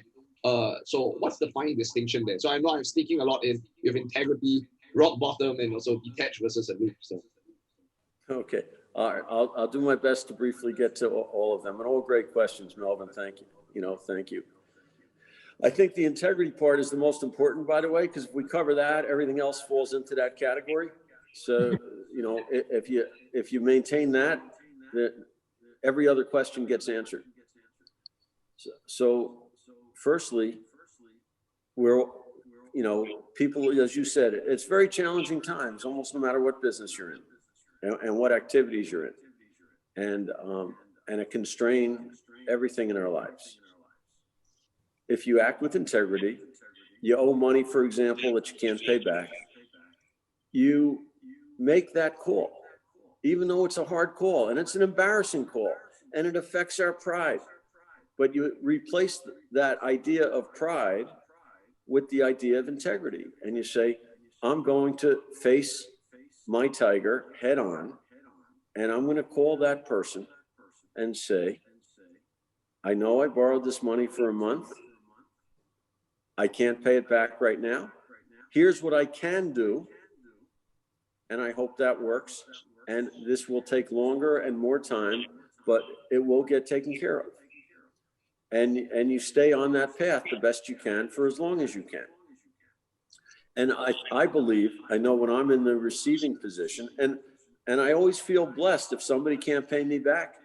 I'd much rather be in the position of not being able to get paid back than being in the position of borrowing the money and not being able to pay it back.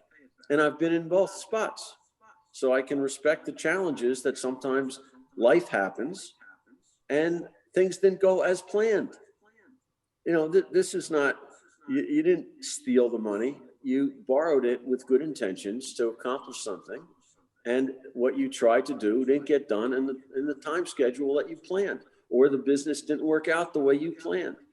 It wasn't with bad intentions. So you didn't do anything that causes an embarrassment where you want to go run away and hide. You know, so to me, the integrity is standing up. I like when someone calls me before I have to chase them and say, what's happened? Where'd that money go? It was due 3 months ago and I haven't heard from anybody. Before that happens, I get a call. Joel, here's where I'm at. Can you accept $10 a week for the next decade? Okay. That's a question that I can then answer and be responsive. But ignoring it doesn't get the integrity in place. And I certainly don't want to do business with you again if I have to reach out to you to find out what's happening with money you owe. Wow. So being preemptive, proactive, don't run, don't hide, acknowledge it, confront it. I mean, these things build trust. They build integrity. By the way, I have people like that I have done business with afterwards for many, many years, because I know that they were trustworthy during the tough times. Everybody can be trustworthy in the easy times. Can you be trustworthy in the tough times? And you can build relationship by acting properly in those times. And I'm sure we all have stories like that, oh, I had a challenging time. We worked it out together and now we're still friends, decades later. Yeah, Mel. Yes, Bill. Yeah. When I'm training our people at work, when I'm talking about unmatched service excellence, when I'm talking about delivering 10 out of 10, I speak about, the most effective way to learn is, and this, Mel, is by making what? Requests. And mistakes. Okay? And it's not a matter of if we're going to make mistakes in our borrowing. It's not a matter of if we're going to make mistakes in our lending. It's not a question of whether we're going to make mistakes, with me and my wife, with me and my kids, with me and my clients. I define a successful professional. I define a good husband. I define a great father or mother by how we respond once I've made those mistakes. So I'm going to do everything in my power to not screw it up. Fair enough? Yep. Right? I'm going to do everything in my power to make the right decision. I'm going to use my dream team. I'm going to make requests before executing. I've driven down in New York in a limousine with Joel on the way to look at how to raise, $1 gazillion. And he looks out the window. He says, "You see that project over there? It went belly up." He says, "Do you think those guys were stupid? You think those guys were stupid that did that project?" And I go, no. He goes, "No, they were smarter than all of us put together. You think they were ill prepared? No, I guarantee you they had the best consultants in the world working on that project, and still it went what? Belly up." He said, so very intelligent, very responsible people still make mistakes. Don't forget that when we go into this meeting, okay? We're going to shoot our best shot on your behalf, but you know, it's not a matter of if we're going to screw it up on occasion. It's a matter of when. The true test is how you're going to respond once those mistakes have been made. And I just wanted to add that, Joel, because that for me is the integrity piece. Not if I'm going to slip and fall or miss out or have a market crash that I couldn't have predicted and or even prepared for. Just how's my integrity when it does happen? Do you have to chase me or do I come to you? You know, I just want to interrupt. Allison just shared with me something that's great, and it's from Warren Buffett, and it says, look for three things in a person: intelligence, energy, and integrity. If they don't have the last one, don't bother with the first two. Wow. All right, well, that's one out of that three-part question. Yeah. So the second one is when you hit rock bottom. So some of the folks here, more than a few asked me in the private chat. They said, I'm in a situation now where I don't feel very abundant. I'm in a situation now where business is not so good, where I'm facing some struggles. So, you facing struggles back then. What did you say to yourself, or what can I say to myself to, encourage myself every single day, push myself out of this situation? What are each of your thoughts on the whole idea of hitting rock bottom before we pick the third one? Bill, you want to go first? Well, the short answer for me is abundance for me is a state of mind. It's a state of being. It's surrounded in the way that I think about it today and feel about it today, Joel. It's surrounded with gratitude. And it comes from a space for me of tapping into having an attitude of gratitude and doing everything I can to appreciate what I do have. And so if I want to be resourceful and resilient, I have to generate from a space of abundance. And that for me now, thank God, has a space that's near and dear to my heart. It comes from within me. And when I generate from a space of abundance, looking at what I do have, what I am grateful for, the fact that the guy owes me $50,000 and I'm the guy that I lent it that ain't getting it back, instead of the guy, as you said earlier, that doesn't have it, that's struggling and much less fortunate. So whoever you are, whatever you're dealing with, if you have the ability to hear me right now and focus on what you do have and what you can and are grateful for, and get in touch with who and what you care most about and who you really love, that you're able to do something for, all of a sudden, man, at least for me, that fire starts to burn, and all of a sudden I become a magnet for abundant opportunity. And so what you've taught me, Joel, is my mindset generates my perspective, and my perspective is what creates greater opportunity. And, if you took all the stuff away, the byproducts of a great mindset, I suspect if you continue to build that mindset, that stuff which is a function of a mindset, will all come back. So for me, abundance and the ability to achieve it starts with an attitude of gratitude and the ability to focus on what one can appreciate. That's what you've taught me, man. Yeah, well, that's great, Bill. And I was going to go to pretty much the same place, where is if you're feeling you're at rock bottom, let's take a look at the different areas of your life. And is that really true, or is that a story that you're telling? So am I rock bottom in my spiritual connection, whatever that may be? No. Am I rock bottom with my family? No. Am I rock bottom maybe in my business? Yeah, at this moment, temporarily. Am I rock bottom in my relationships? Am I rock bottom, in my health? Maybe I'm even taking better care of my health as a balance to how I feel in my business. So all of a sudden my health may be improving. So if you take a look, is it really a true story that I'm at rock bottom? I think a better comment might be, my business is having challenges right now, which will be overcome. I need some time. I need some perspective. I need some abundant thinking, as Bill mentions. And I need some gratitude. I need to think about all the areas that I'm grateful for in my life. And so now you start to feel better about yourself, and you don't knock yourself out. You don't put yourself down. It doesn't accomplish anything. And there's something about, there's a reality check. Okay, my business is going through a challenging time. Maybe I have to think about, should I be pivoting my business? Should I be changing my business? Is it an opportunity for me to move? Maybe I don't have to keep climbing up this same exact hill. Maybe I'm supposed to make a change. Now, on one hand, someone would say, hey, wait, you shouldn't quit. I'm not suggesting you quit, but I think you can include more thinking into your activities. You can include more ideas into your perspective.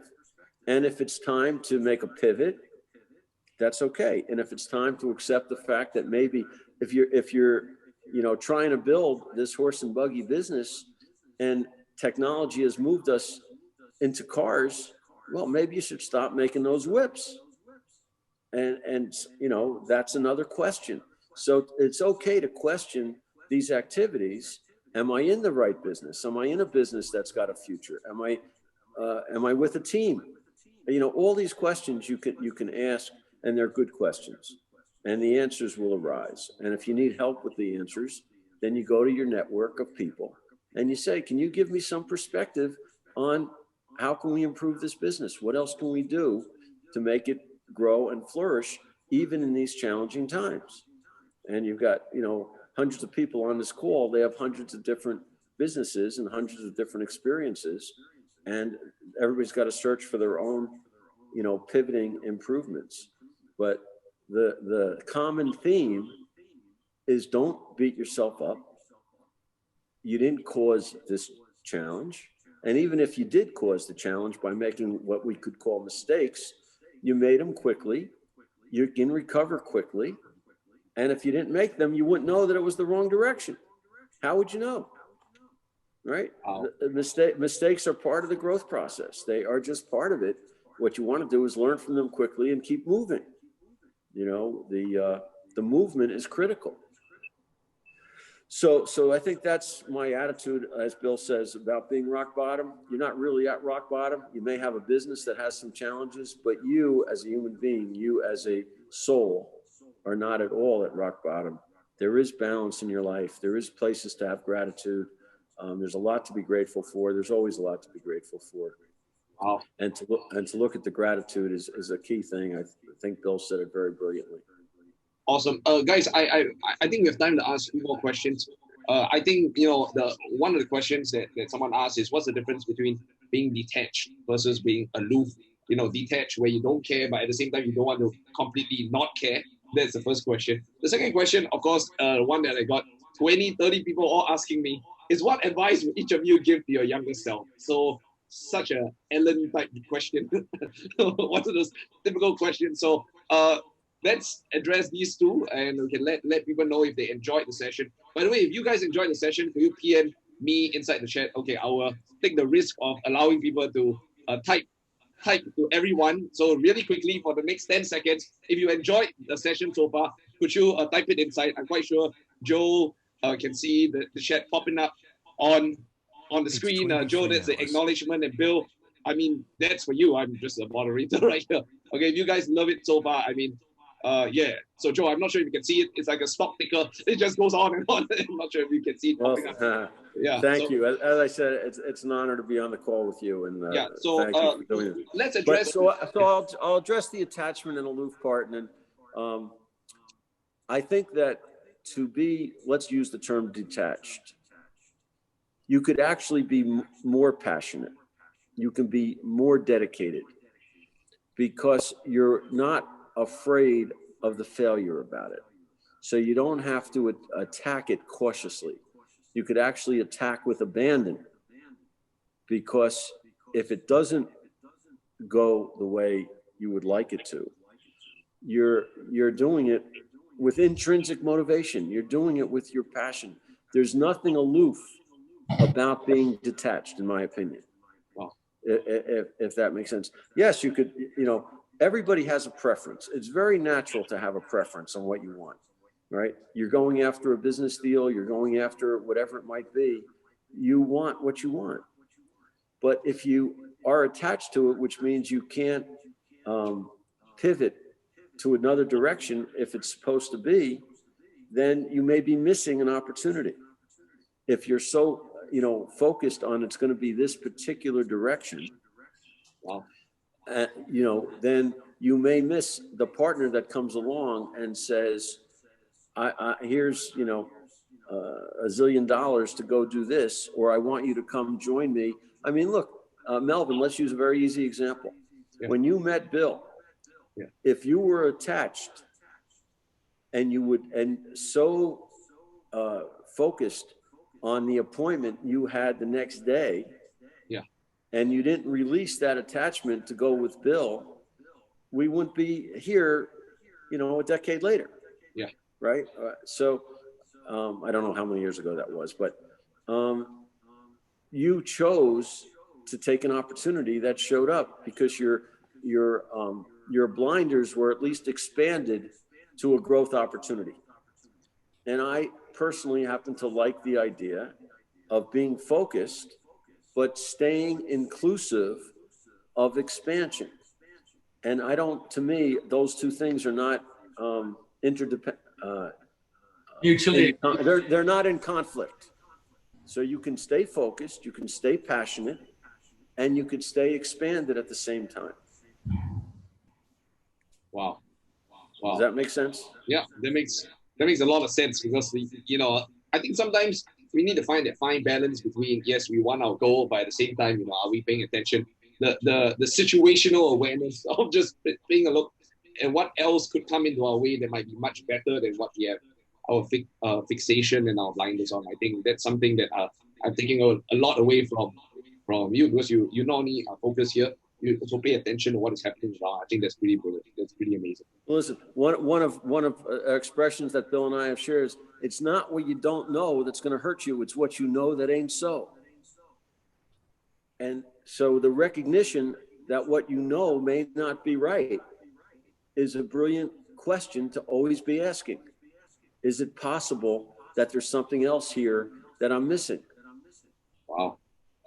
All right, folks, we have the last question. Bill, Joe, what advice, if there was a time machine, you could go back, 30, 40 years ago, give advice to your 21-year-old self, such an Ellen DeGeneres question, or whatever kind of difficult question. What would you say to yourself, Bill? 2, 3 life lessons for young Bill, and Joe, 2, 3 life lessons for the Jersey boy from before. Bill, what would you say? Understand that making request is a generous act. It's a generous act. It's not a selfish act. If I care for those that I want to partner with, and I'm eager to demonstrate my appreciation. By the way, I have a habit of being, if I'm going to call you up and we don't have much of a relationship and what I'm requesting will obviously appear to be selfish, I will literally say, hey, Mel, it's Bill. Listen, I know we don't have much history, but I want you to know I'm calling for selfish reasons. What did I just say? Selfish reasons. Yeah, then I set the context and you're like, all right, go ahead. You need a ride? Yeah, I'll give you a ride. Now, in the midst of getting a ride, I'm saying, so I understand this, I understand that. You know what? I think I can help you with this, or would you be willing to let me serve or support you in these areas? So my mom's very generous. Anyone who's been to our home knows that she won't ask you if you'd like something to drink. She's going to ask you, would you like coffee, tea, water, a soft drink?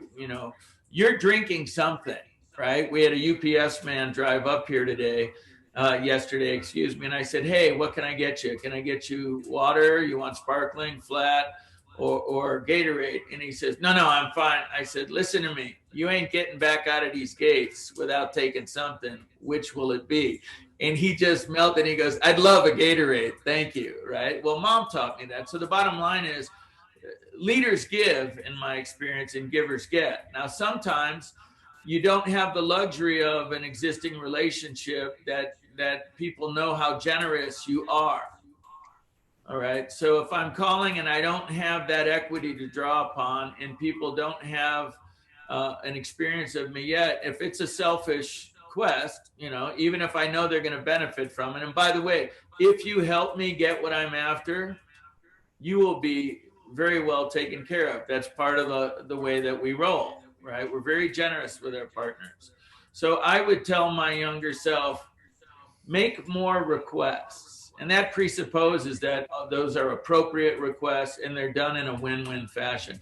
And which basically means, so when I say don't do anything alone, don't do anything alone. When you're sure you have the right idea, still bother Joel, whoever your Joel is. And by the way, I have many. I have my kids, I have my friends, I have my business partners.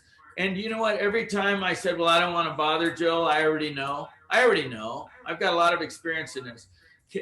You want to hear a little secret? Whenever I hang up the phone, I think to myself, thank God I called Joel, because I thought I already knew, and it was what I know that isn't so that could have been a real issue. So don't do anything yourself. So, hey, kid, learn to make more requests.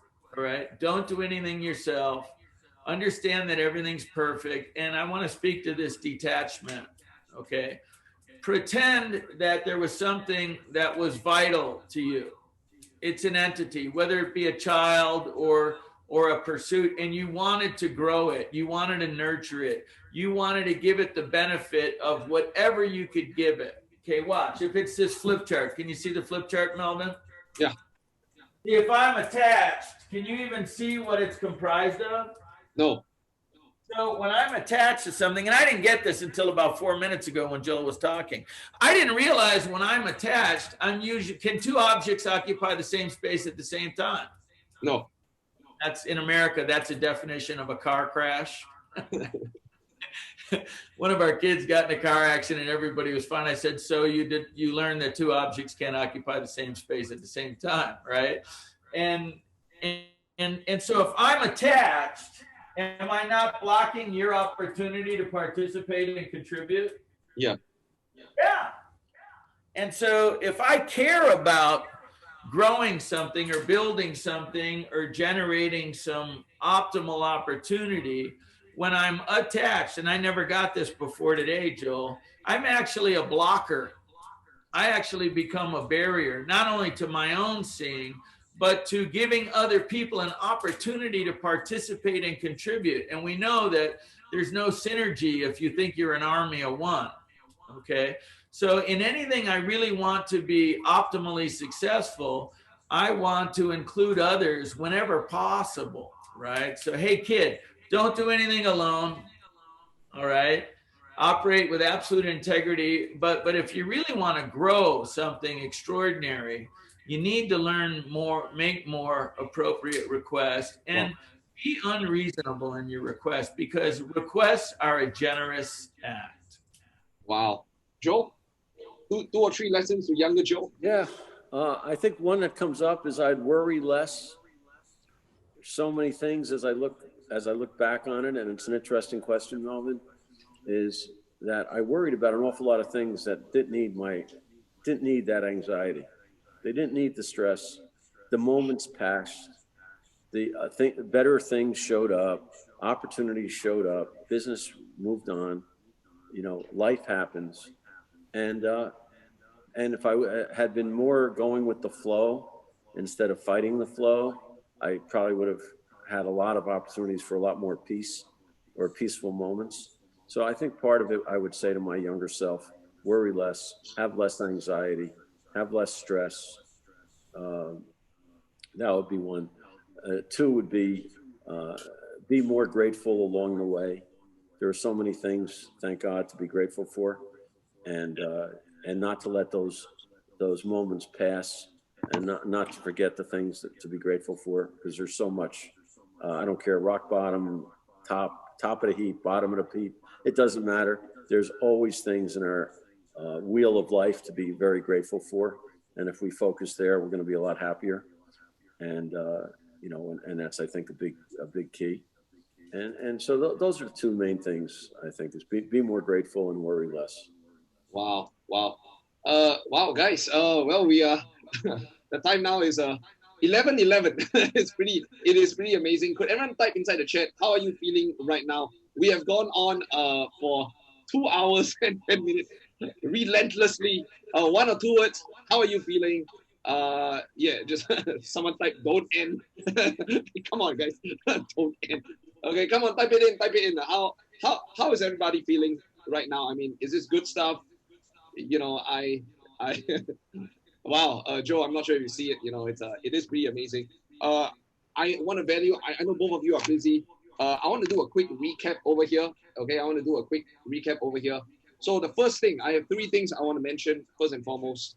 Okay, I want to do a quick recap. But guys, go ahead. I can see everyone here. Go ahead and raise your hand if you guys are willing to share this on social media. Some of the things that you have learned tonight. Okay, I mean, if you truly believe that wisdom is not in scarcity, it is in abundance, please take a screenshot of our time together. You know, you got Bill, you got Joe, you got myself over there. Please do so. That would be pretty amazing. Please share it on social media. Hashtag Melvin So, hashtag Bill Allen, hashtag Joe Seiden.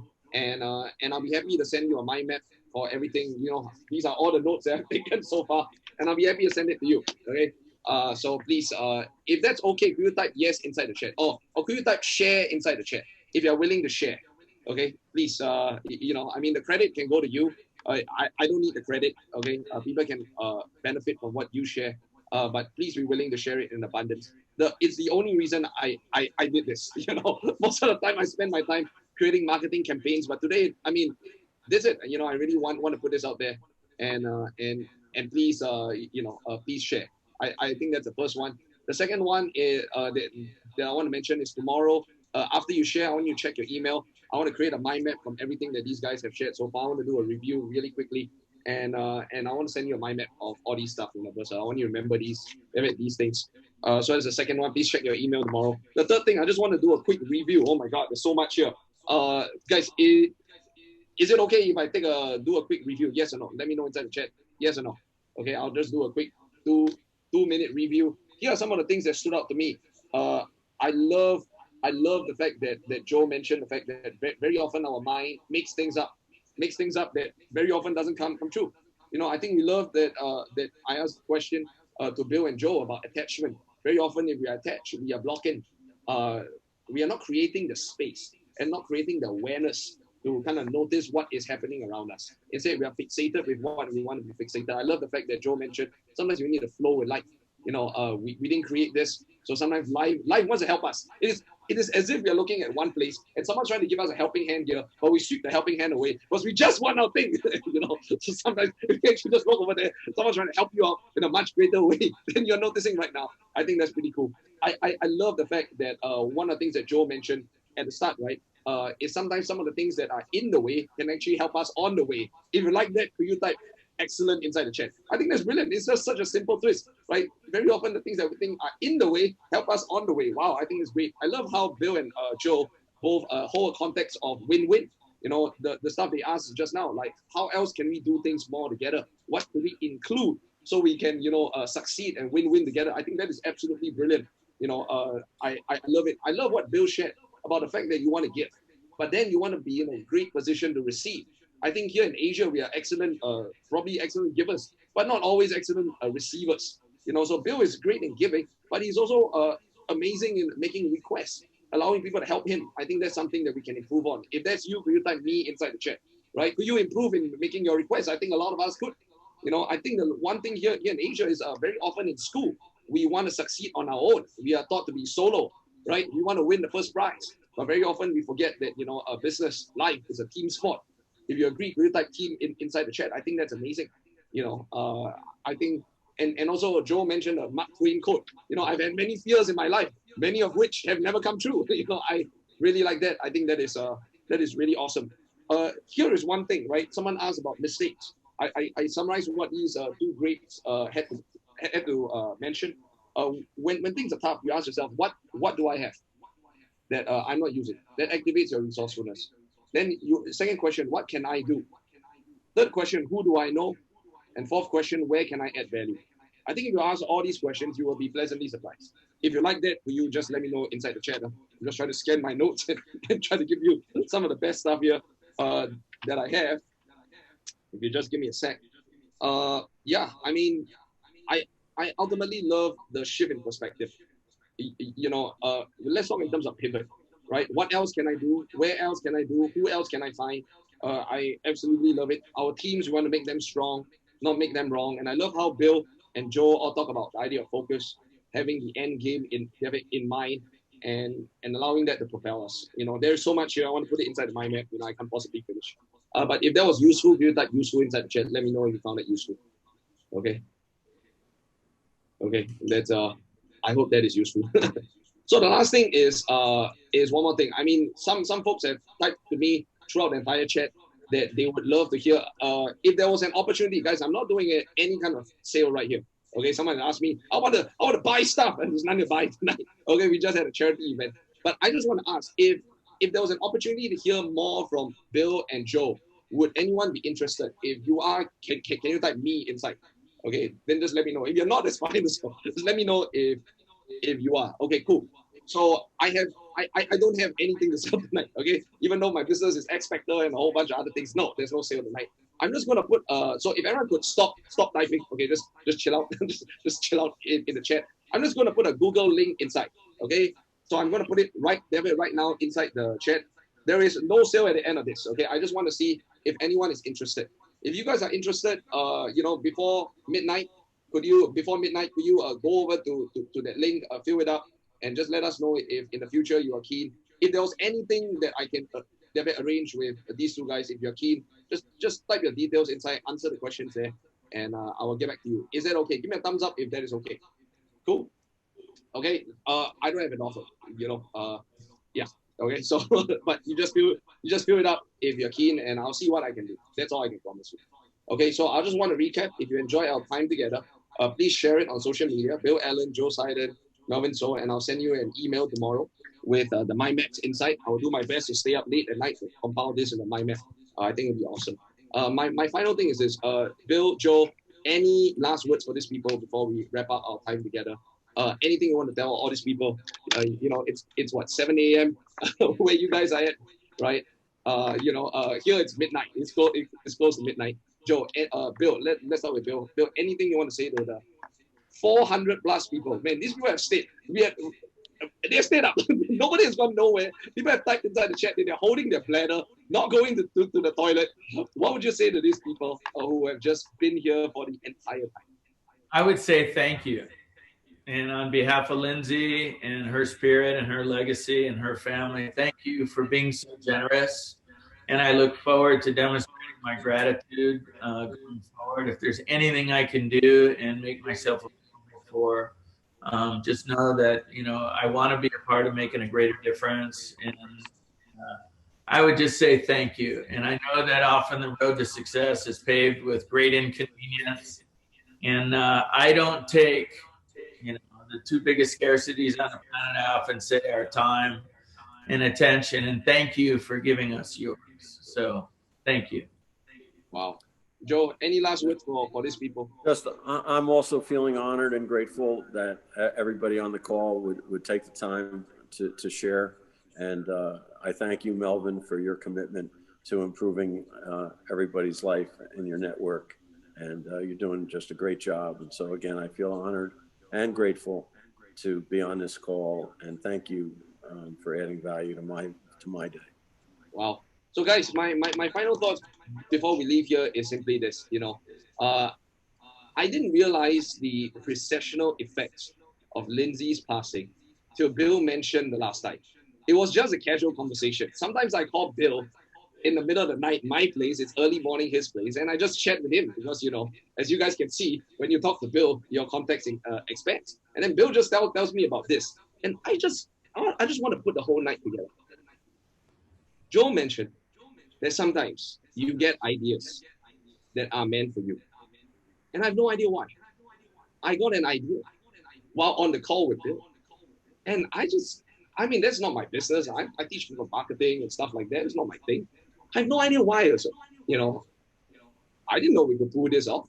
It came to me and I just told Bill, hey, you know what? I just got an idea. What do you think about this idea? And Bill flowed with it. I mean, Bill has so many things to do. He runs a brick and mortar business during this entire period of time. And he flowed with it. He flowed with the idea, just like what we mentioned here. Instead of going, hey, you know what? I got 101 things to do, right? He flowed with the idea. So the idea came to me. That's what Joe said. Bill flowed with the idea, which is exactly everything about precession, right? And then I said, okay, why not I just do it with you? But no, Bill said, let's include other people. Let's include a team. I don't want to do anything alone. And then Bill brings in Joe. And I'm like, wow, how is this going to work? But here's the thing, we didn't know how this was going to work also, right? Because then we put it together. We are like, okay, cool. How are we going to do this? It's Zoom, like, it's technology, an extension of self. There was a lot of chaos, etc.